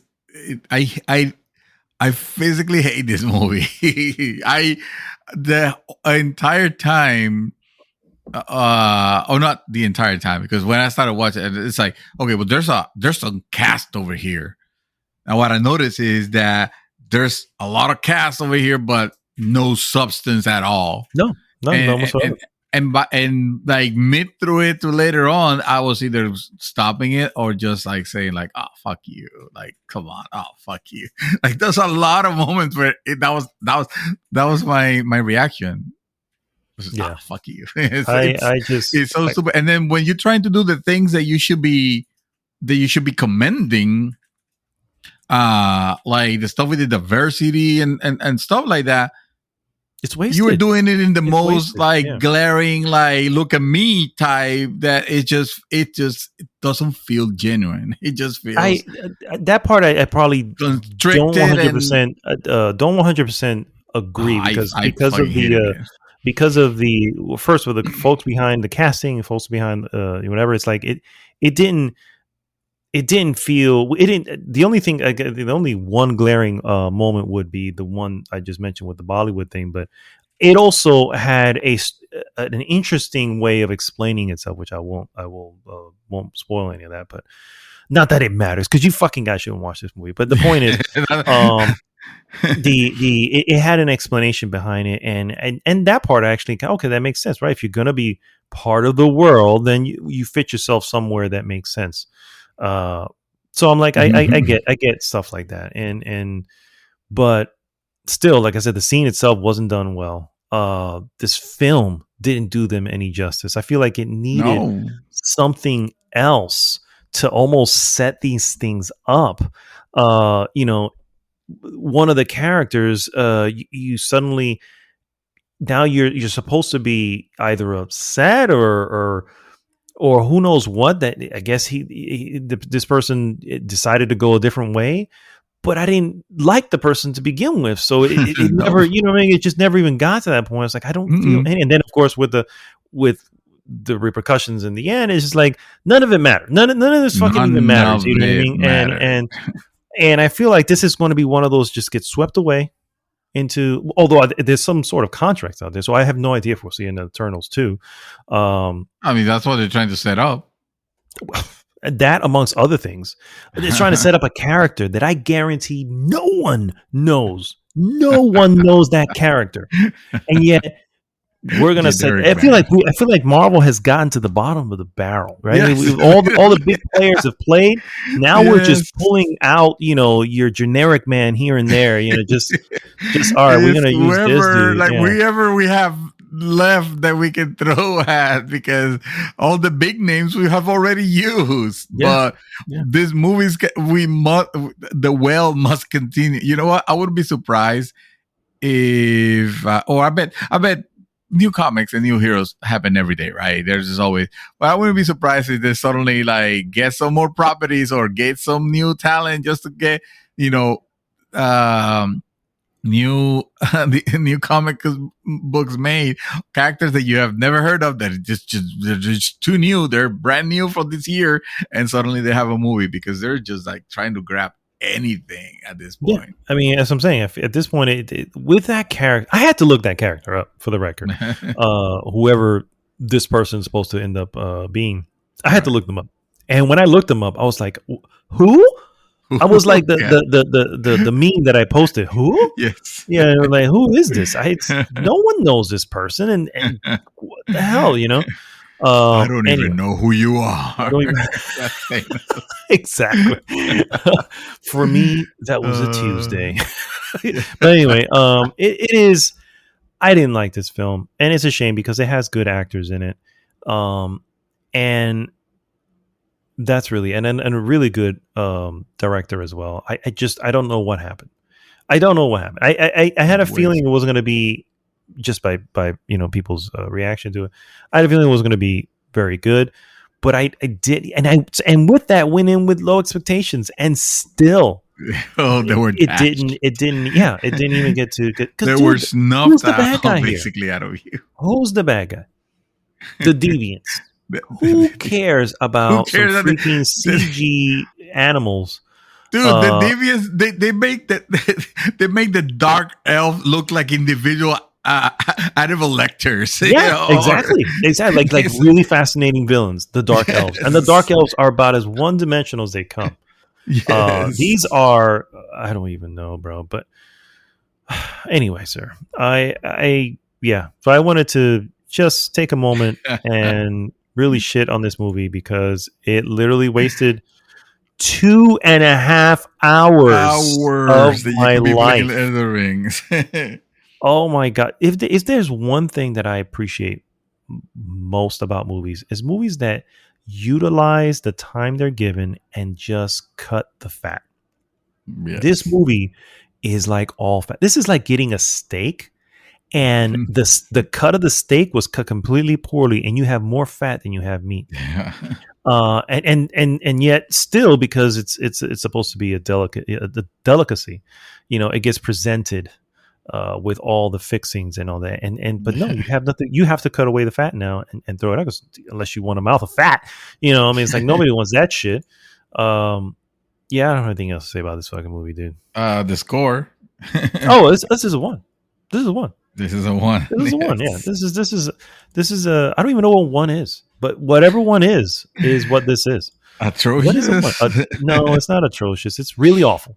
It's really awful. Yes. Right. I think it's really awful. God awful is what we should update that. Let me see. Let me look it up because I already forgot. But I have it here. That's what it is. Oh yeah, here we go. It is really awful. Really awful. Yeah. 1.0. Yeah. Movie gets 1.0, and that's because we don't have a 0. Yeah, and nothing's a 0, right? I feel like nothing technically is a 0. Is like, I mean, I guess the closest thing to a 0, it's Ghostbusters 2016. The closest thing to a 0. Sure, but we still watch. I feel like a 0. It should only be. It can't be on the scale because it's so rare. Right. Is you did not but watch it's it. one of those you don't finish it. You just like, I'm done halfway. Like, nope. And that rarely happens. I have walked out of the theater only twice in my life. Syriana with my wife. She wasn't my wife at the time, but we walked out because it said, of which one? Syriana. I don't know. A movie called Syriana. It is a movie with George Clooney. It's a lot of actors in this, but I had such bad expectations or different expectations of the film. And it was just this long, draggy mess. And then I literally went to my honey, do you want to get out of here? Like, I'm curious about the Metacritic. No, Metacritic. Oh, I think it did well too. Let me see. Syriana. It's the 2005 film. Rotten Tomatoes. Rotten Tomato has it at 73%. 73%. Look, that's a fresh. It's certified fresh, according to them. Wow. And so, anyway, and then the other one was Johnny Mnemonic. I walked out of Johnny Mnemonic. Johnny Mnemonic. Yeah, Johnny Mnemonic. That movie was terrible, but I sat through the whole thing. I have no idea how I finished. And to be fair, I made it pretty deep. I say it was the dolphins, I guess. I don't know. You didn't even get to the dolphins. Oh, God. I didn't know. He spoke to dolphins. No. Is that real? Is that real?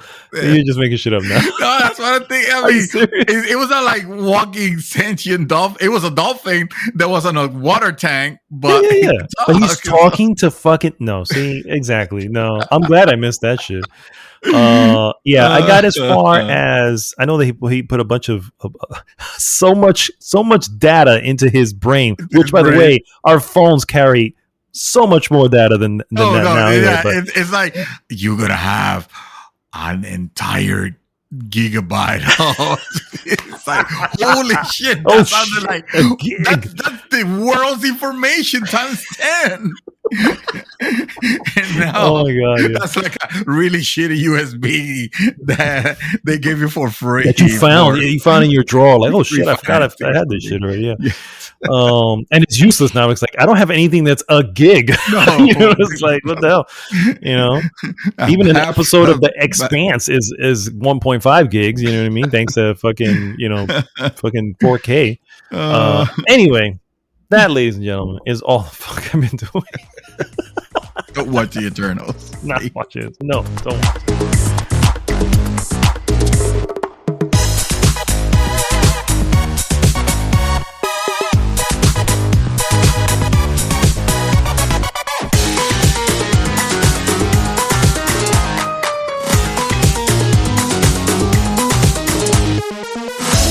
And we're back, guys, and we're going to go into a quick little news bite here.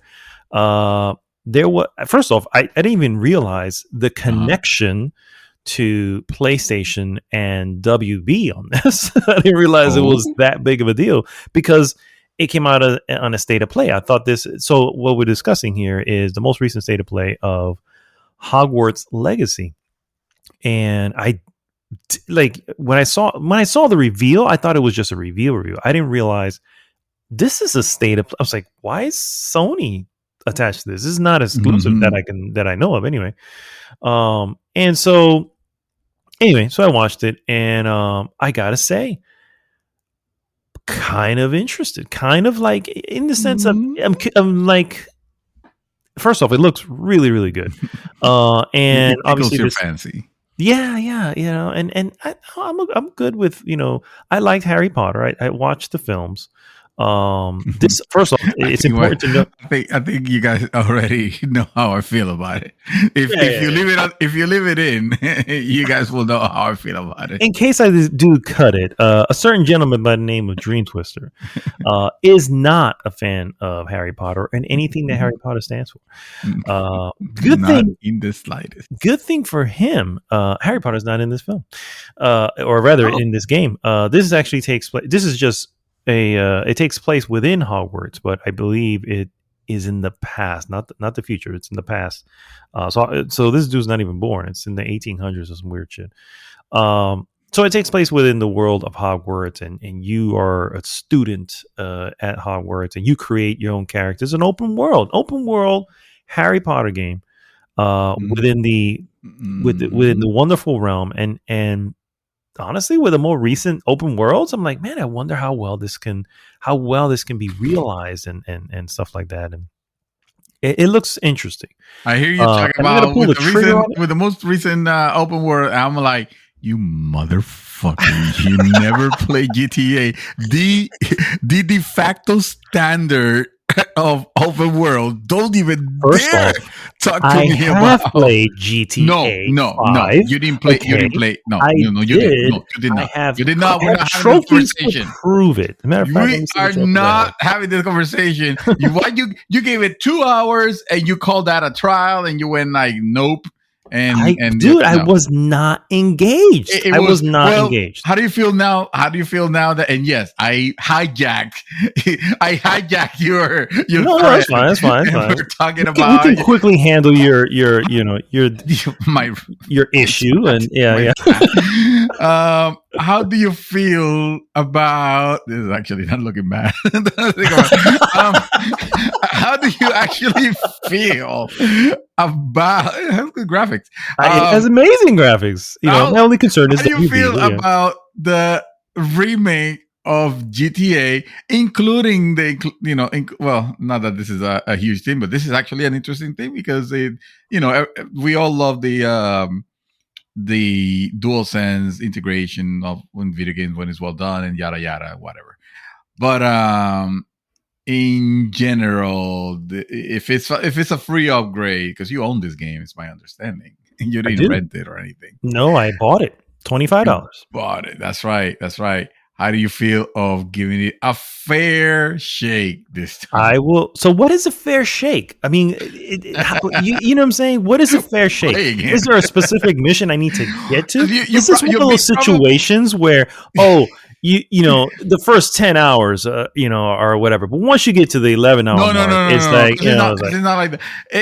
And also one of the things that you were, one of the reasons where you always complain about open worlds in games general is those that lack offer you so much shit to do that it lacks direction. Exactly. But it's been proven already that you can handle those masterfully. You have no problem with those. And this one literally tells you where to go. You don't have to get distracted because none of the superficial shit or the is necessary. Like it gives you no extra point. It doesn't do anything extra. There's no experience. There's no experience to gain from them. Exactly. So you do them because you find them fun. And if you don't find like playing Gwent or something like that, but if you don't find them fun, you don't have to do it. Period. There's nothing in the game that feels. I need a time frame, sir. What is a fair shake? And don't tell me 10 hours, please.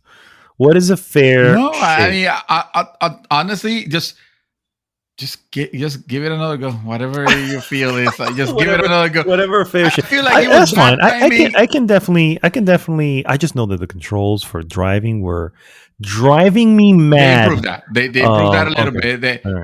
They mentioned it. That video that I sent you, that I know you're not gonna watch it. And also, I wouldn't suggest you watch it because you're not gonna care. It's Theater Foundry. It's a lot of technical BS.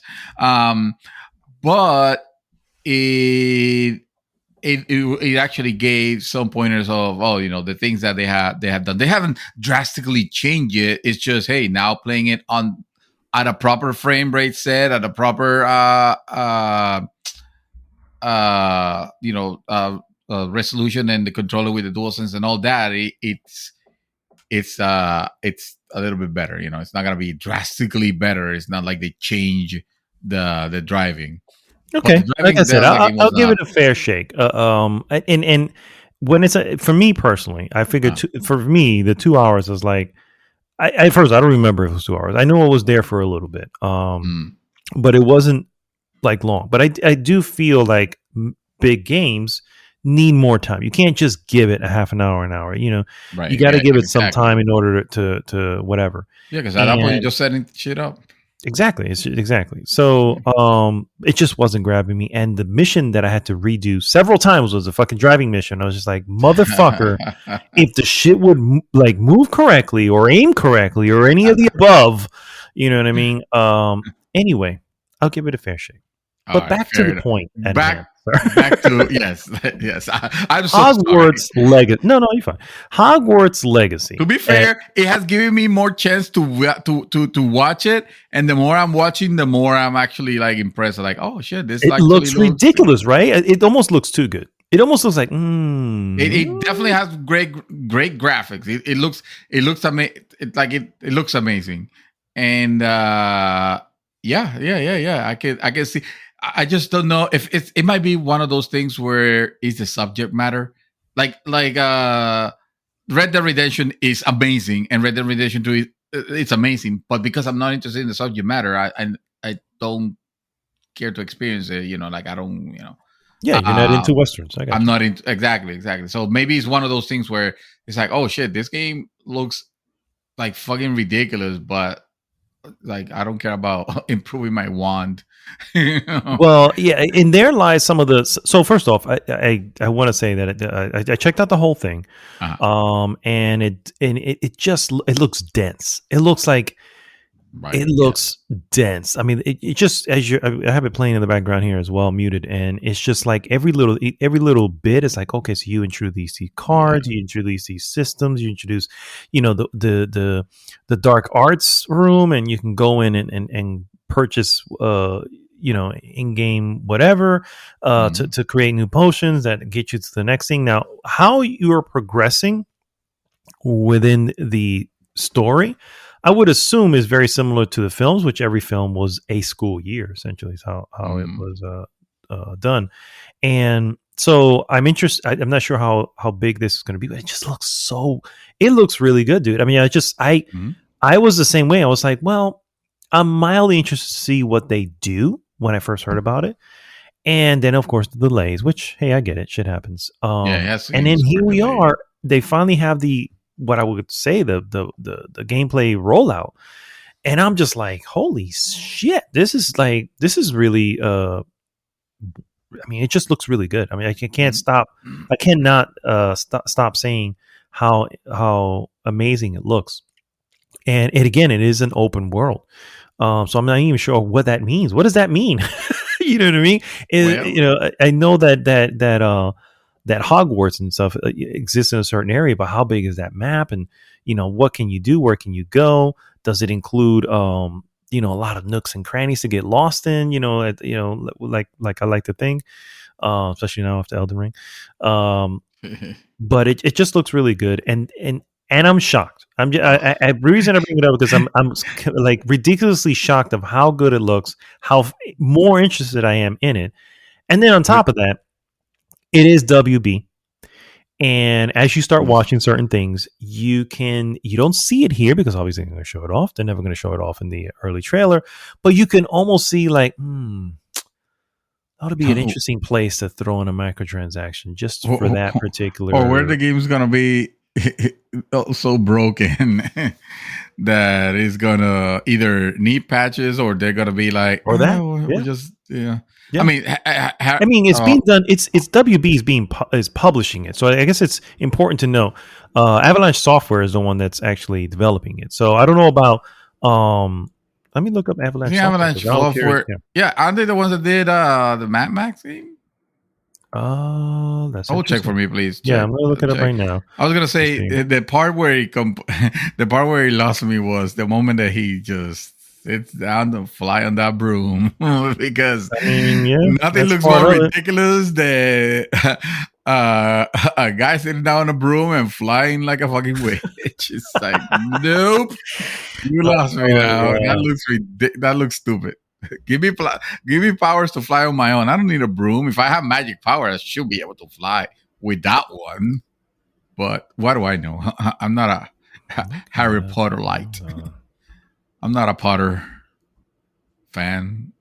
Anything actually. And not so. I'm still trying. Yeah, I'm still trying to hold on because it keeps taking me to WB, and I'm like, so I wonder if WB. I want to say they owns Avalanche. They're probably the ones that Avalanche. Let's do this. Let's go to the Wikipedia. Let's see what we got here. Okay. Wikipedia. They've done all the Disney Infinities. That's not a good thing. Cars 2, Toy Story 3, Bolt, Meet the Robinsons. They basically license everything. And Hogwarts Legacy. Really? No. Dragon Ball Z, Tak 2, Rugrats. These guys are Rugrats, huh? You don't say. City. Founded. I'm just trying to see. Their parent company is Disney Interactive up until 2016, and they were, I guess, sold or whatever over to Warner Brothers Interactive. Yeah, because Disney Interactive is no more. So there you go. So shovel crap is what they. No, I mean, can we call it shovel or can call it? I mean, definitely licensed games tend to be licensed, but I think more recent licensed game have been Disney Infinity. I think that was a.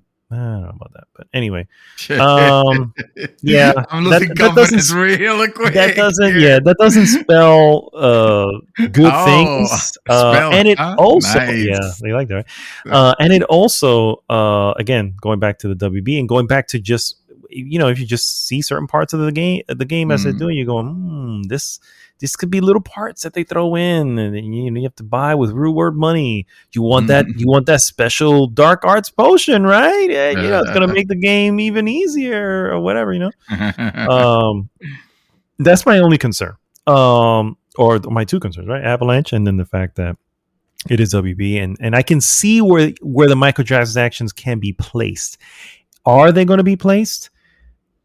I don't know yet. The fact that it is a massive game, the fact that they have to pay for the Hogwarts or Harry Potter or whatever they have to pay for, because they have to pay for that license to use it.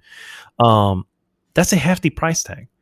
And so is it not? It doesn't Warner Brothers? Doesn't Warner Brothers not owns? But what I want to say, didn't they license that already? They did, but they did license for the movies. Game? Like who distributes the movies is what I'm trying to. Warner Brothers distributes the movies, but the owner of the property is J.K. Rowling. Yeah, no, right. But I'm thinking like they're not getting chip. That like they're getting they're not getting a bargain either. But they're I'm sure that. I know that J.K. Rowling is super rich, and she has no danger of not being. Of being poor.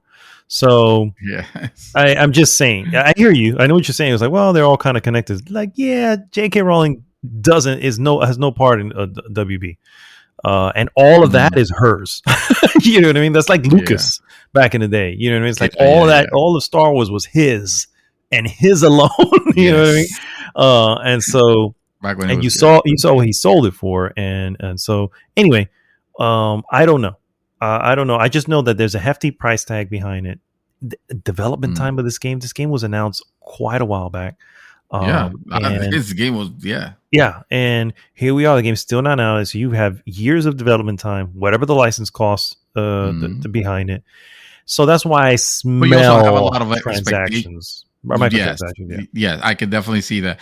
But I was gonna say there's a lot of hype behind this game. There's a lot of people waiting for this game, like with bated breath. Like they are super excited. They can. That I can agree with for sure. But I just wanted to bring it up and get your thoughts on it and really show you that stuff, right? Because there's one thing I know you're not interested in anything Hogwarts or Harry Potter related, right? But to see it, it's I feel like maybe a passing interest or just a curiosity. Good. It looks good. It looks really fucking good. Let's not mince words. It might be one of those cases where I just like my interest level doesn't rise just only because it's Harry Potter and because I don't care about that world. It's the same. It's as you with a Star Wars game nowadays. I feel you on that. Yeah. All right. So that's all the news pieces I really wanted to go into. So now let's just go into the hot topic. Hot topic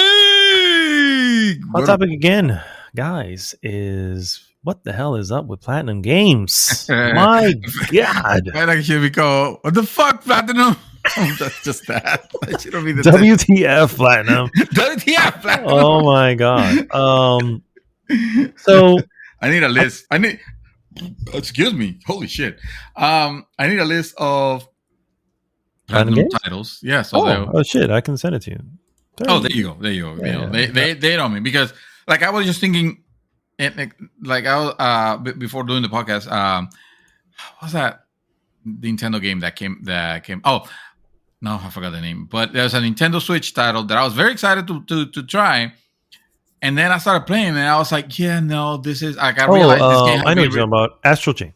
Astral Chain, yes. Yeah. Review highly, and cool, cool game, but it was just not for me. Like nothing. Like I like nothing of it. It was like, ooh, I don't know. This is not Platinum's finest. But then again, one of my favorite games of all time, is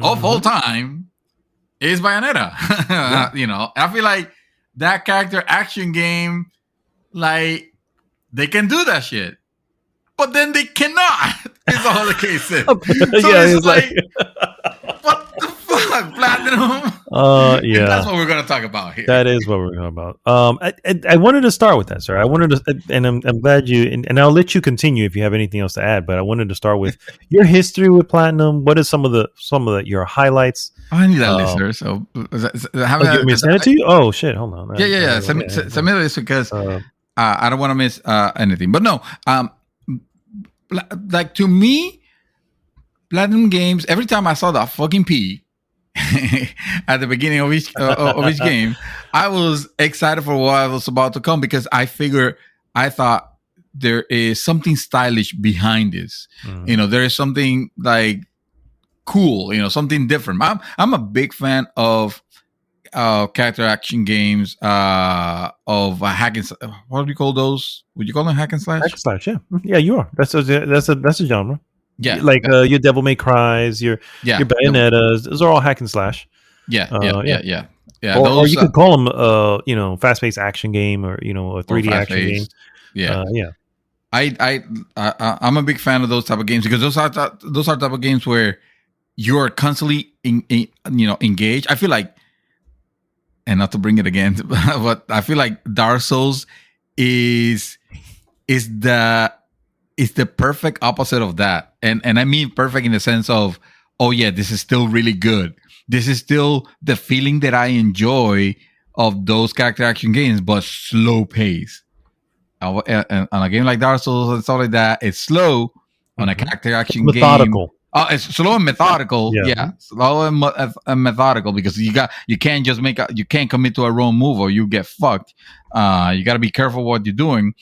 On the opposite side is one of these hack and slash games where you're just moving too fast. You're not button mashing. I mean, you could button mash, but that's not ideal, and that often leads you to ruin on those type of games because you have to have some skill. You have to have a strategy. You gotta have a strategy. A strategy. You gotta be fast. You gotta know when to dodge. You gotta all those things gotta be taken into account.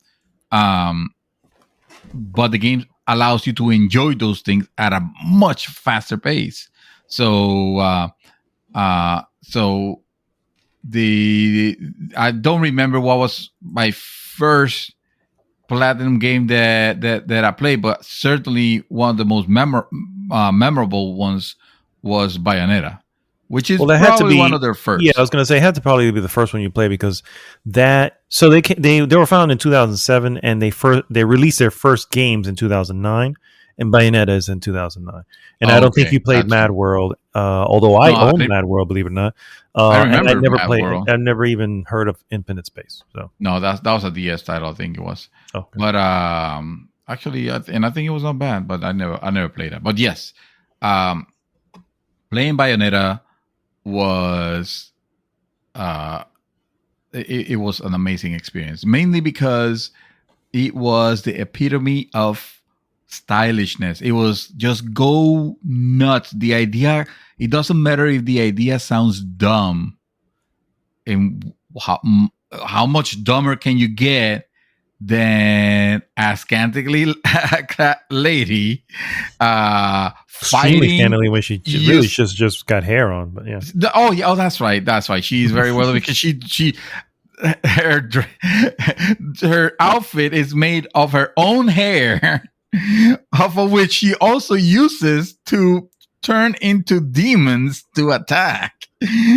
And oh, by the way, there is also she also has some guns and has some guns attached to her guns because she has guns attached to her heels because of course, and she's gonna be like, I always laugh at the idea of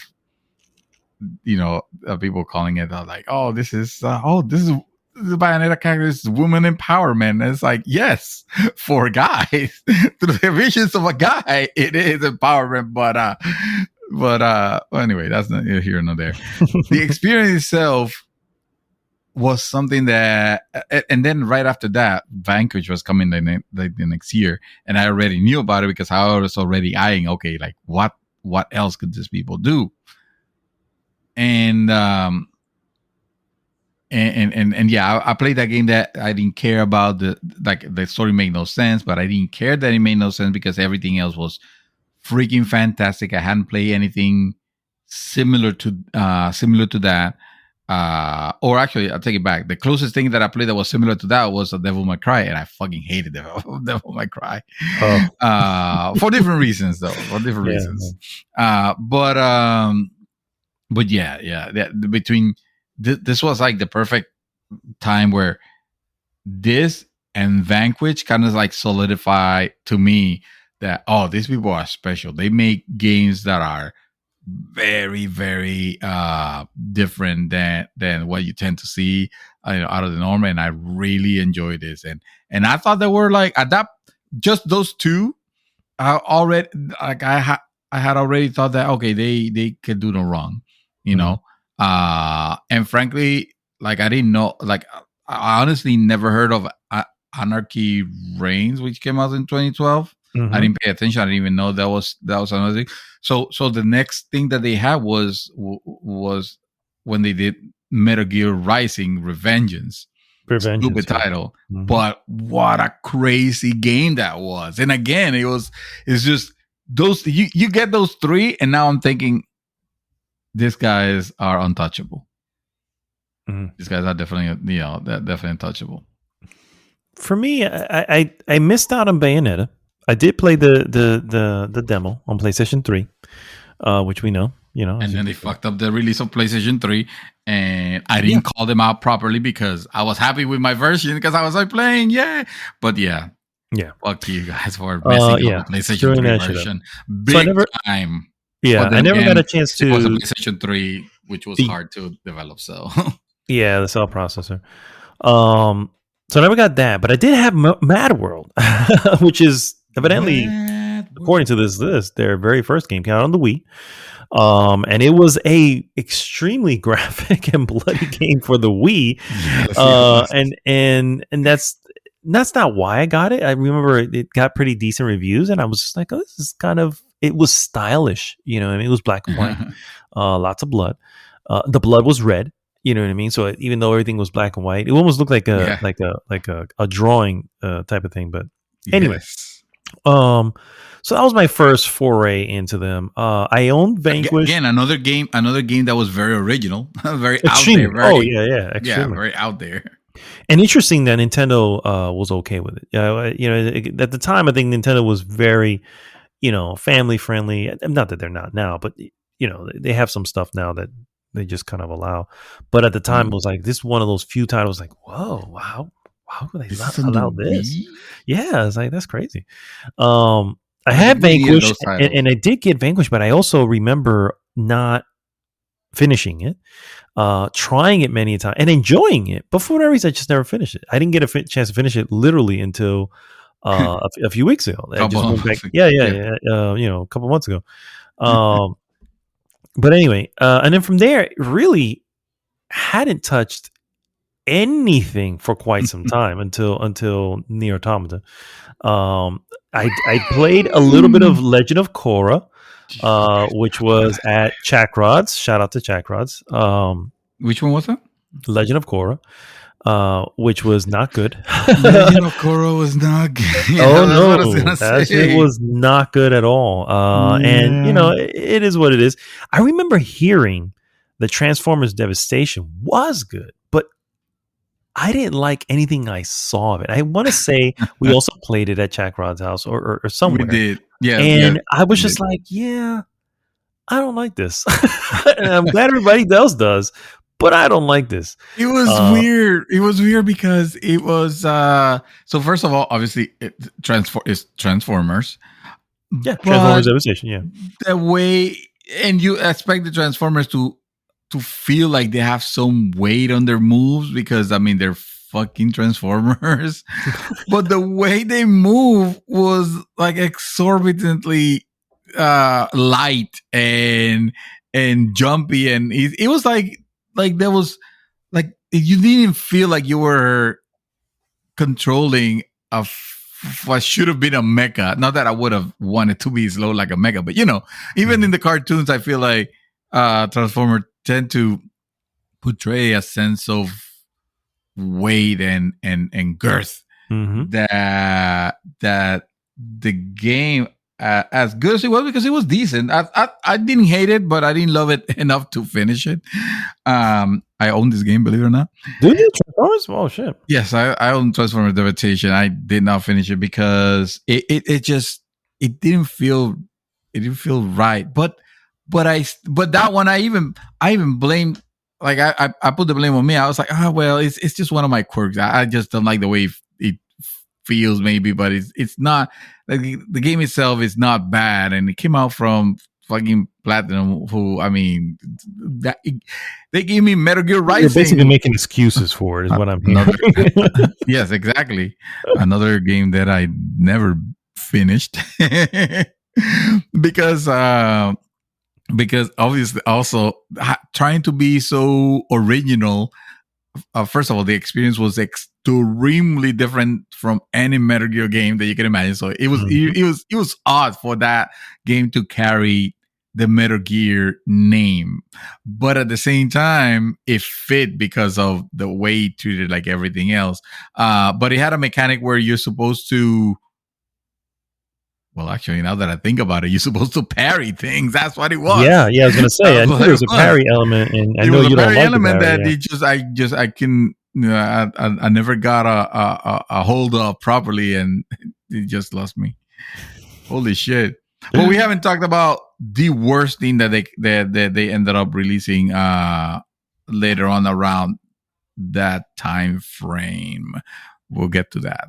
Ahead. Yeah, I mean, I just wanted to kind of go through my history with them, but and again, I didn't come back around until Nier, and I know Nier, it holds a huge, dear spot in your heart. For me, it was just a Tuesday, but it was good. I cannot hate you for it because you're my brother, but goddamn. But if I could, motherfucker, I would. So anyway, so that's kind of a little bit of nothing, of just bad taste in my mouth. That's kind of our connections with Platinum Games, sir. Yes. I think it's time to bring in the bad one. What is the bottom of the first bad one? Because here's the thing. Because I thought it was Legend of Korra that was the worst one. Yes, Legend of Korra was fucking bad. But so they made first of all, again, thinking I like Platinum Games. For the most part, I think they're great. And trying to look away from the ones that were kind of like bad, like Legend of Korra. Trying to not think about it too much. They bring a version of Teenage Mutant Ninja Turtles. Mutants in Manhattan. What the fuck, Platinum? Like, I don't get it. You had it was literally handed to you. All you had to do is just put a fighting mechanic. It's the Turtles. They fight, and they fight with different weapons. You don't even have to worry about creating that portion of it. That portion was already done for you. The story is written for you. It could have been like anything. You fucking haven't been lost in time again if you wanted to. Like, it doesn't matter. It is the fucking Ninja Turtles. How do you fuck that? How does the creators of Bayonetta fuck up Teenage Mutant Ninja Turtles? Like, how does that happen? How is that allowed to happen? Like, this game was, when I say bad, it was atrocious. Like, the reviews were like panning them left and right. It was like, what is this? And that's the question. Like, this game could have been something special because it was coming out from Platinum, and they have shown that they have the talent to create. They have the chops to actually make something really good. Yeah. Especially in this particular genres, of which the fucking Teenage Mutant Ninja Turtles would have fit perfectly. You know what? I think so. This game was polished by Activision. Maybe they were just fucking giving it to Activision. Thank you. I'm glad you got there, because exactly what I was thinking. I was like, so maybe the publisher, because they, until recently, really they weren't self-publishing. They were, they're always working with. They're still an independent team. But they weren't owned by anybody. So they were always working with some folks. And that's what I was thinking. I was like, well, maybe it's because it was Activision, right? Because Legend of Korra, Transformers Devastation, and Teenage Mutant Ninja Turtles, Mutants in Manhattan, are all published by Activision. And, we know Activision from way back. They were the licensed crappy game creator, essentially, is what they did. So I was like, okay, maybe it's because of the publisher, right? And that's where things fall apart. Whenever it's not a good publisher, then it's probably, there's a time frame involved, and hey, whatever, we'll get it out to you in that time frame, and boom. But then there is the Star Fox games. And that publisher, obviously, I shouldn't have to say, but that publisher is Nintendo. Nintendo has an extremely high bar. And Star Fox Zero and Star Fox Guard are regarded as some of the worst Nintendo games. I've never played because I didn't have a Wii U. And frankly, many folks didn't. So that's probably, most of you are probably like, I never even heard of them. Well, yeah. This is one of those dark moments in Nintendo's history. Dark moments in Nintendo history that they would like to forget. Like, how do you screw up a Star Fox game? The blueprint's already there. It's already been done. And then that's exactly what they do. They one up. They completely face planted. Oh, sorry, I'm still thinking of Ninja Turtles. My bad. But yes, but it's not the publisher then, right? Because I mean, the thought was, okay, well, maybe when it's a good publisher or decent publisher, maybe there's a little bit, creativity. People can do what they need and hair involved, but. What was that? Nintendo. I'm shocked Nintendo let it happen. I mean, I can only assume after the Wonderful 101 and Bayonetta 2, that Nintendo was like, all right, we trust you. That's what I think. That's what I think it was. It was, after those, after that, and probably Infinite Space also, they were like, okay, they're capable of making good titles. So why not? Yeah, we'll trust them with Star Fox. We certainly don't know what the fuck to do with Star Fox. I know. That's Nintendo. It's so fucking difficult to create something for Star Fox. But. Yeah, so sure. I mean, Star Fox was about flying a freaking jet fighter. I mean, not a jet fighter, but you know what I mean. It's like spaceship. Yeah. But no, they needed to make it like fucking Nintendo. God damn it. Anyway, and Platinum. Anyway. Yeah, those games, what the fuck? Those games were a disaster, in itself, and that should be more surprising because because you said what you said. This is a Nintendo publish. Nintendo's putting this is not putting their seal of approval. They're just putting their name. Mm-hmm. Yeah, exactly. Putting their name. It's one of their beloved franchises, and they're just fucking it up. And it got released like that. And maybe I don't know. I don't honestly know how they did. Maybe it wasn't so like ridiculously terrible, because I do see now that some people gave it 7s out of 10, 6 out of 10. That's the Nintendo bump, though. That's a Nintendo bump. We all know Nintendo has a bump, and for whatever reason, when Nintendo releases a game, particularly a game that a point or two just for being Nintendo. Correct. Yeah. It's like, oh, this is really 5, but it's Nintendo, so we'll do 6 or we'll do 7. You know what I mean? And Nintendo fans are probably like screaming at me right now but it's the God's honest truth, guys. I'm sorry, it's the God's honest truth because some of their games are, Super Mario Odyssey, a gem. That's a fucking classic. Gem. There's no doubt about that. You know what I mean? But Mario goes into another thing, and suddenly it's still an 8, and it's just like, is it though? It's Mario Golf. Which one was the one that disappointed you? Mario Golf, was it? Well, Mario Golf it did disappoint because of the lack of whatever. But no, what was the Mario that I did get Mario Maker 2, which was good. Mario Maker 2 was great. What are you talking about? Yeah, I don't know what it was, but it was a sport game. It was a sport title that you were not looking for, but that you were interested, and then the reviews came out, and you were like, "Oh no, thank you." I think it was Mario.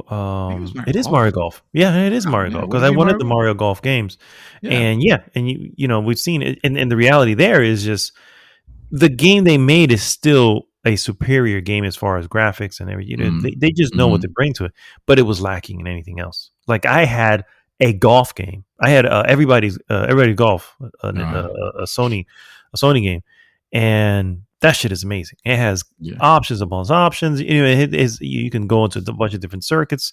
With Mario Golf, it was bare bones, and then content was coming, and it's like, ugh. So that was what the problem there was. But anyway, going back to Platinum, I just that was the thing I was just assuming. I heard Astral Chain was good, so I felt like, okay, so there goes your turnaround. I mean, Astral Chain came right after Nier Automata, so it's like, okay, so they're on a upward trajectory. The Wonderful 101, which I really did want to play, believe it or not, back in the day. I was actually frustrated I couldn't, because I didn't have a Wii U, and I was like, I'm not fucking buying a Wii U for one fucking game. But they were able to remaster it and bring it back, and it's on my list to eventually get for the Switch whenever I decide to play the Switch. But then here we are. We are in current times. We're here in the press. Yeah, and wait a minute. Mm-hmm. We said nothing about Bayonetta 2. Oh, because you didn't experience it. I did say Bayonetta 2. I just said, hey, they did Bayonetta 2, but you didn't say. But by all means, if you want to give a little insight to Bayonetta 2. Bayonetta 2 was a product of Nintendo has acquired this IP, for better or worse. Mm-hmm. I still, and this is not because it's Nintendo, but it is because it's Nintendo.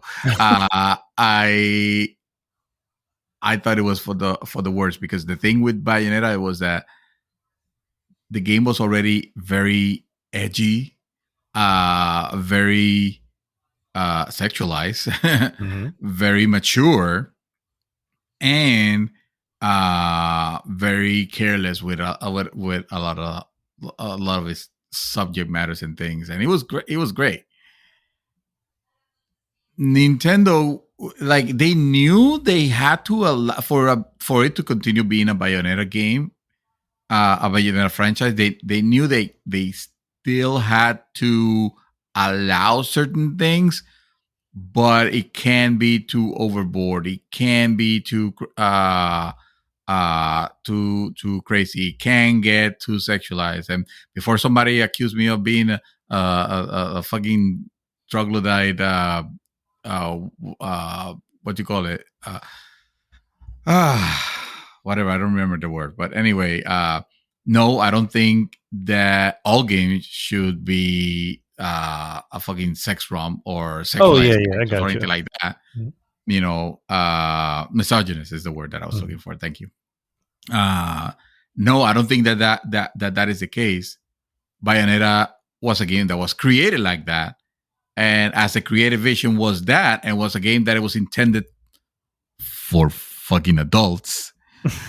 I don't like when when you have something like that, suddenly it becomes like very high, very mainstream, very or it gets acquired by a company or something, and then suddenly they need to clean up the image a little bit to for mass appeal. I mean, same thing why like RoboCop, the RoboCop sequels are never gonna be as good as the first one. Exactly. If you take out the R, you already fucked up. It's that kind of situation. It's like, no, I don't want Platinum to just be creating, just like half naked ladies, just fighting it out or anything like that. That's not what I'm talking about. But fucking Bayonetta was done, and it was done in a particular style, and that style was amazing. And now Nintendo comes in, and they need to dilute it a little bit because, of course, it's still within the Nintendo image. Mm-hmm. Which sense I would say, I almost feel like if they did it now, if Bayonetta 2 came out now, and I guess we can talk about Bayonetta 3 in a moment, but if Bayonetta 2 would have came out now, I feel like Nintendo would be a little bit more loose. I feel like Nintendo has gotten a little bit more like, okay, we'll just let it be. But at that time, which is what was it? Bayonetta 2 was 2014. Yeah, so it was developing time before that. So yeah, they were a little bit. And it's not to say that they weren't completely prude with it, because again, they can't. It's fun. Yeah. It's Bayonetta, but you can see like the difference. Was substantially more. I think it might have been a T-rated game. I could be wrong on that, bro. I could be. Let's see. It was rated. I can't find it anyway. When you find it, let me know. But it was a game that felt substantial. Well, I don't want to say substantially less, because it at the end of the day, it was still a good game, but no way I think it's better than Bayonetta, than the original one. And I have no hopes for 3 at this point. It was rated M for mature. It was rated M. Mm-hmm. Okay, surprising. Maybe they slipped an extra fuck or something or shit or something, and they changed the rating on it at the last second. But yeah, okay, so it was M. Yeah. Yes. So that was still good Platinum for me, to me. Mm-hmm. That, and then frigging Nier Automata, which just came out of nowhere, because I wasn't even. This is not a series that I was, that I was like just waiting. It was, oh my god, I can't wait for it. Like, I knew nothing of it until literally the game came out and reviews started pouring in, and people started talking about this game. That I was like, okay, well, I wonder what that's it. What this is, and I still think that it's a game that does so much with so little, in the sense of.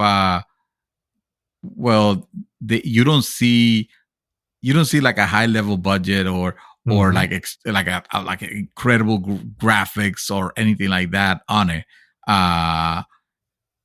And the fighting is really fucking good. But the game is definitely. I have seen that fighting on games done better. Again, I think the Bayonetta fighting in general was better than Nier Automata, hands down. But it was like it was more than the sum of its parts. It was it was that story. It was that interesting mechanic of beat the game twice and then continue it a third time, and it's not as strudgy as it sounds, because it's not like it's not like that the time you're going a second time, you're not going with the same character, you're playing as a different character. So it's like his perspective, Mm-hmm. And then bringing it home on the third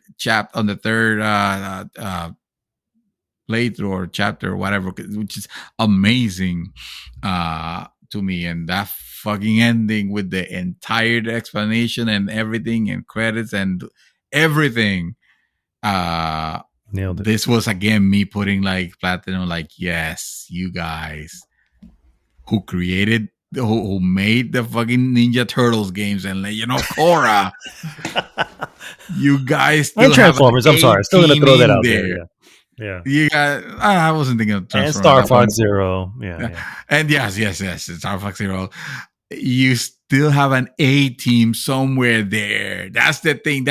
And that's when I started thinking of the duality of Platinum Games. As a company, thinking of maybe this is actually divided into several teams. Actually, I have no doubt that's usually how it needs to. But you put like your talent on team A, and then like maybe your new hires on team B. If that's the case, it's like you don't know how to spread talent. You know what I mean? It's like someone needs to go in there and kind of, hey, maybe you should get some of the newbies with some of the vets. Or maybe he's the project manager who is the new hire. It's like, maybe okay, you're gonna project manage. You're like, what? I was applying for the tester position. It's like, well, we need a project. It's a lot more money. You want it or not? Yeah, I know. Okay. Yeah, I guess I'll take it. Well, if that's the case, yeah, I guess I won't argue. But yeah, so that brings us to where we're at now, in our current scenario, and that is, of course, well, first off, the last thing they did was Astral Chain. That's the last main game that I know of. Wonderful one was a remastered, and then from there we have World of Demons, which is an iOS game. Soul Cresta, which I've never heard of, came out to PlayStation 4 and Nintendo Switch. That's a shmup, bro. Yeah. Yes, exactly. Then completely out of field. They announce, and of course now is out, a little experiment that they're trying out here in the games as service field, and that is, of course, Babylon's Fall, sir. Babylon's Fall. As you know, I think we had an entire episode as to how we feel about games as a service. Frankly, I'm sick of hearing that damn term, to be honest with you. It's gonna go. So that's not stopping.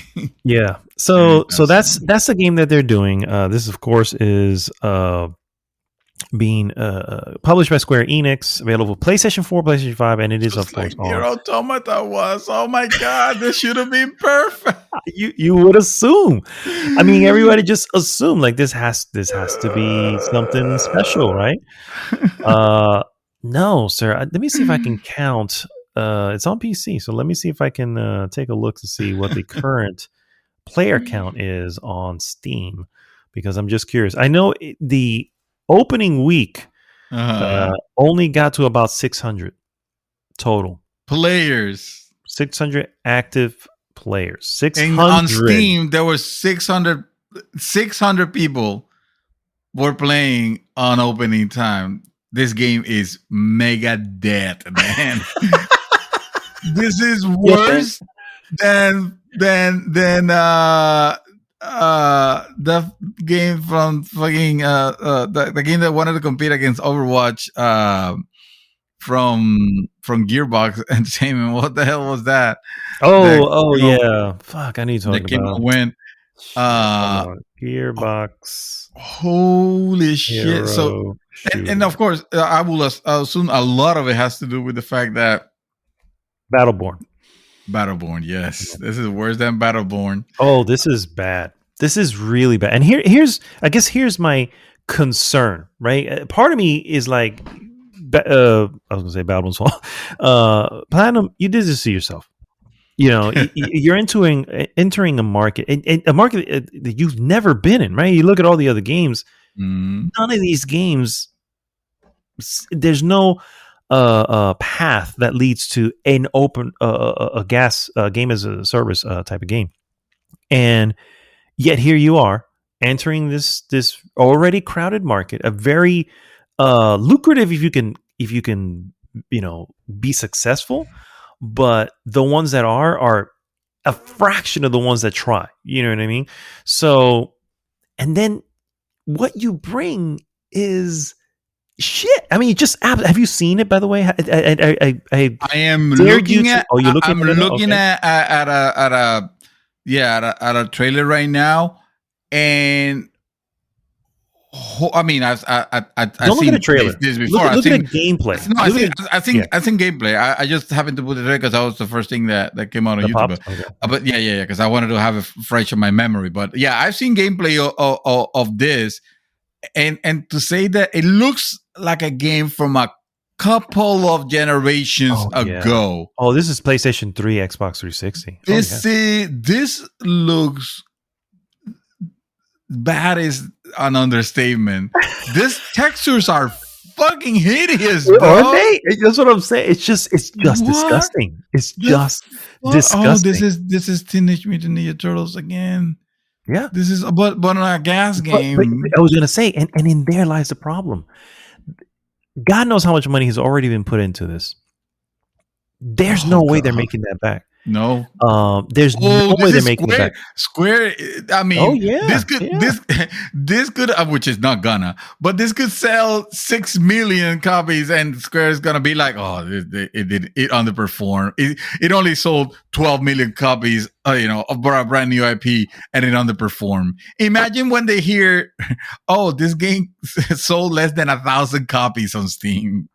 Well, funny you should say that, sir. This is from steamcharts.com, the peak player count. So we did have a bigger peak, which is great. Peak player count was 1,166. The average players in the last 30 days is 359. Wow. This is just people that so don't far know better. Dead in the water. It's absolutely this is getting canceled. Embarrassing. This is I'll give it to the end of this year. End of this year.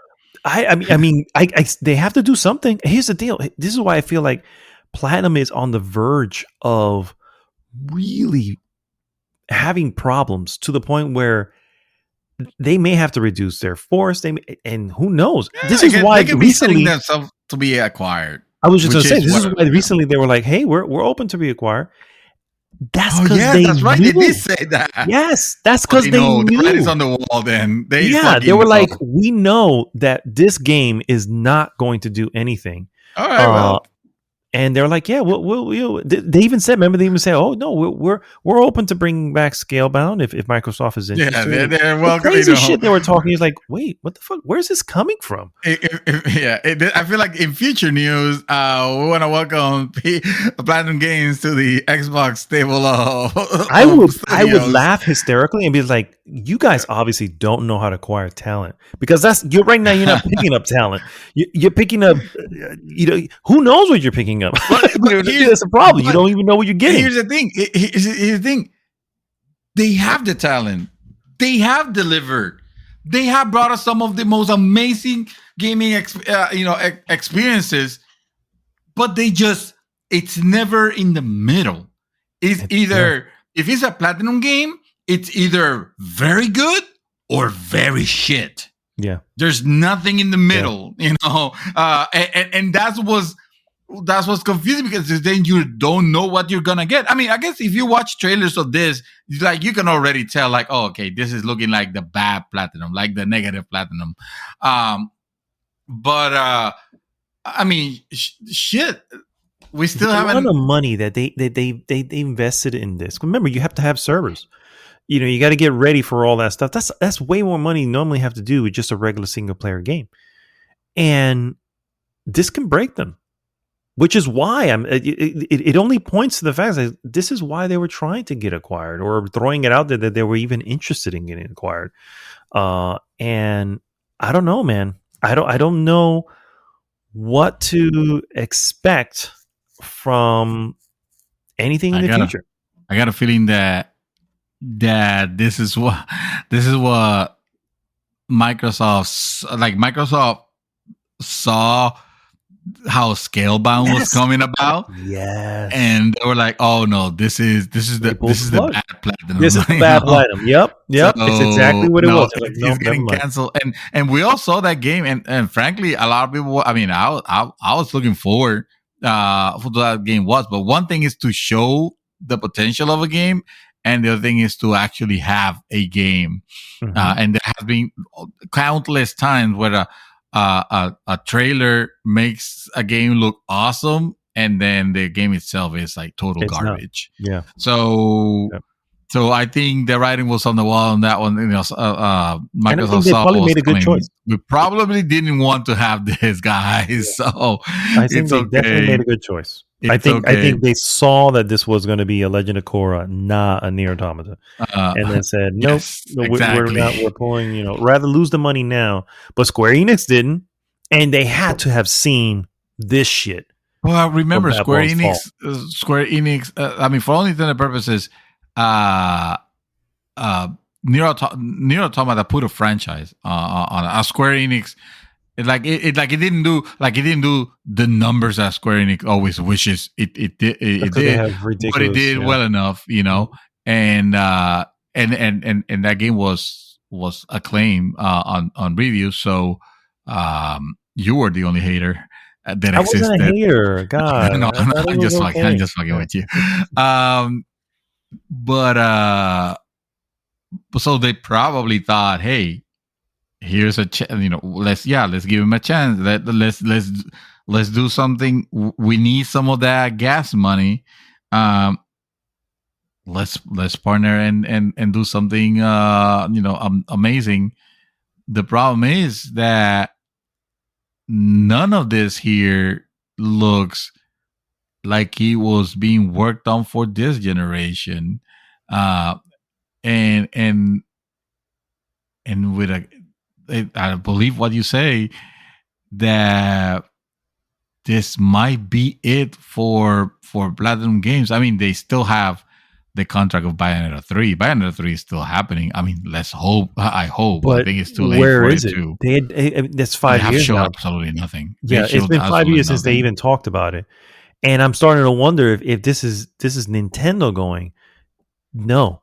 You're going to release this. Good enough. Yeah, exactly. We're going to keep pushing back and finish this contract, and then we're done. And you've burned bridges with Activision. Doesn't fucking matter anymore. You burn bridges with Microsoft with Scalebound. You burn bridges with Square Enix with this game. Nintendo with Star Fox. And who are you gonna go for? Who's gonna work with you at this point? And you can try Sony, but Sony generally they want top of the line shit. Otherwise, they don't want to fucking work with you unless it's unless it's at a right price. Yeah, exactly. Yeah, and so man, I don't know, man. I don't know what. I don't see good things coming out of this. And I was. This is why I kept talking about Platinum so much. At some point, I was just like, guys, who's excited for this game? This is a game as a service game, and no one's excited for it. And then it comes out, and it looks like that, and it plays like that. And it comes out around the time of Elden Ring. And then on top of that, yes, and then it gets completely overshadowed by Elden Ring. It's like you picked the wrong month to fuck up in. That's all I have to say. You picked the wrong month to fuck up. You fuck up on it when it's like empty, and and all this stuff. I wouldn't be surprised if they went to Microsoft. It's like, hey, don't you want to put this on Game Pass? On Game Pass, and they're like, oh yeah, I can definitely see. No, because remember, you have to pay. You got to pay them for it. You got to pay them to Microsoft has to pay them a certain amount, and no. Let me see. They saw the product. It's like we're not even trying. So that's the sad state of affairs of Platinum Games, and it's a shame because, like you said, they do have talent. It's just they can do a flip of a coin. As you mentioned as well, it's like you got a 50-50 chance of either getting something really unique and original or a turd. Or yes, yeah. And saddest thing is that you guys might never see the game that we partnered with, that we were making with them, Project GG. Yeah, that may never happen. That may never happen now. You guys are gonna miss that. I saw that on their list of things. Like, what the hell is Project GG, and why are they using our thing? I don't recall us giving or receiving any payment for this stuff. Yeah, well, Project it's not GG, the official title. Which is, yeah, GG. Yeah, it's called. It's literally good game. Like, guys, we promise this is a good game. This is gonna be the good one. We already fucked up with. So let me see. So it's good, bad, good, bad. Let me see. No, because then Mad World would have been good. Infinite bad. Bayonetta good. Vanquish bad. I don't believe that. Although if I had to pick over the two, Bayonetta Trump, Vanquish, Anarchy Reign good. That's debatable.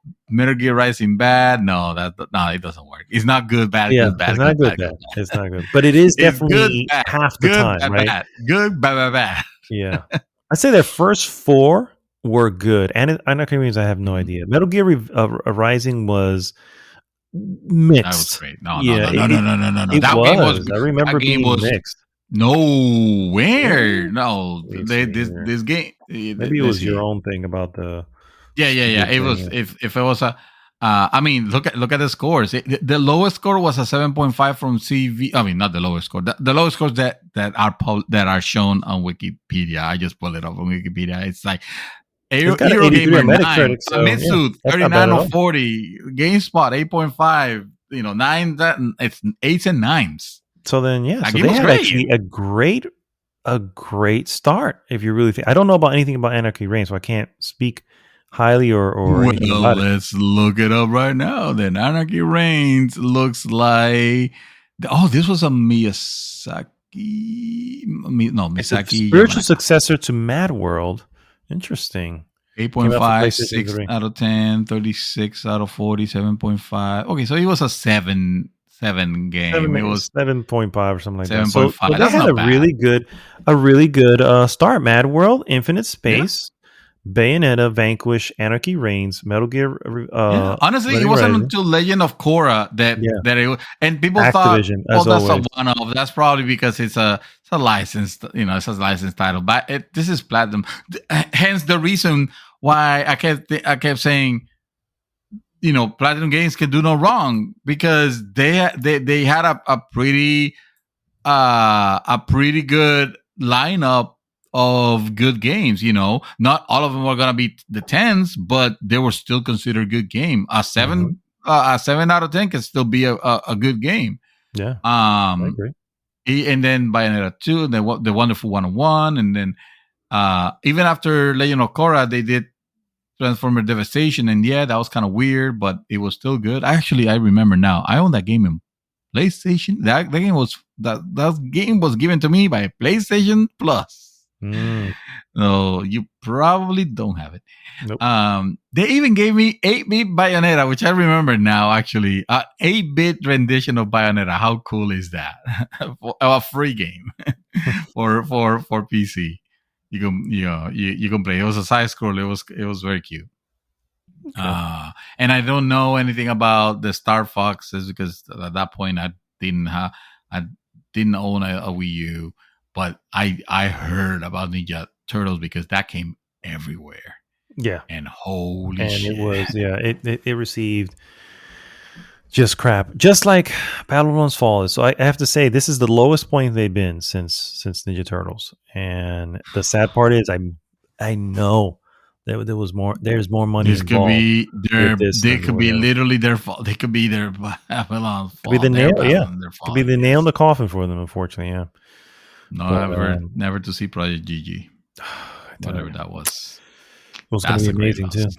At least, I'm telling you, the PowerPoint I saw was very interesting. Yes, yes, we have guns in our nipples. It was Mad Dog and I, and we're the team. We're co-op, and it was a character action game. My character played like freaking Dante from DNC, and Mad Dog's plays like a Dark Souls one, because he is methodical and very careful and prepare, and I just go. You just rush in, Yes, I'm just rushing, getting shit, yes, guns in our nipples. Nice. All right, guys. Well, that brings us to the end of another awesome episode, the real episode 306 As always, if you haven't already, please go to goodgame.rocks. Join the conversation there, and please like, subscribe, share the podcast with everyone. This is Mad Dog signing off this week. Mr. David Santos, take us home. I got nothing special to say other than I officially own a copy of Life is Strange True Colors. Oh my God, I'm excited to go into it. Oh, okay. Well, there you go. And I'm done curious. With that. Okay. When you're done with Elden. Okay, fair enough. All right, guys. Well, that takes us to the end, and I guess we'll see you next week. GG!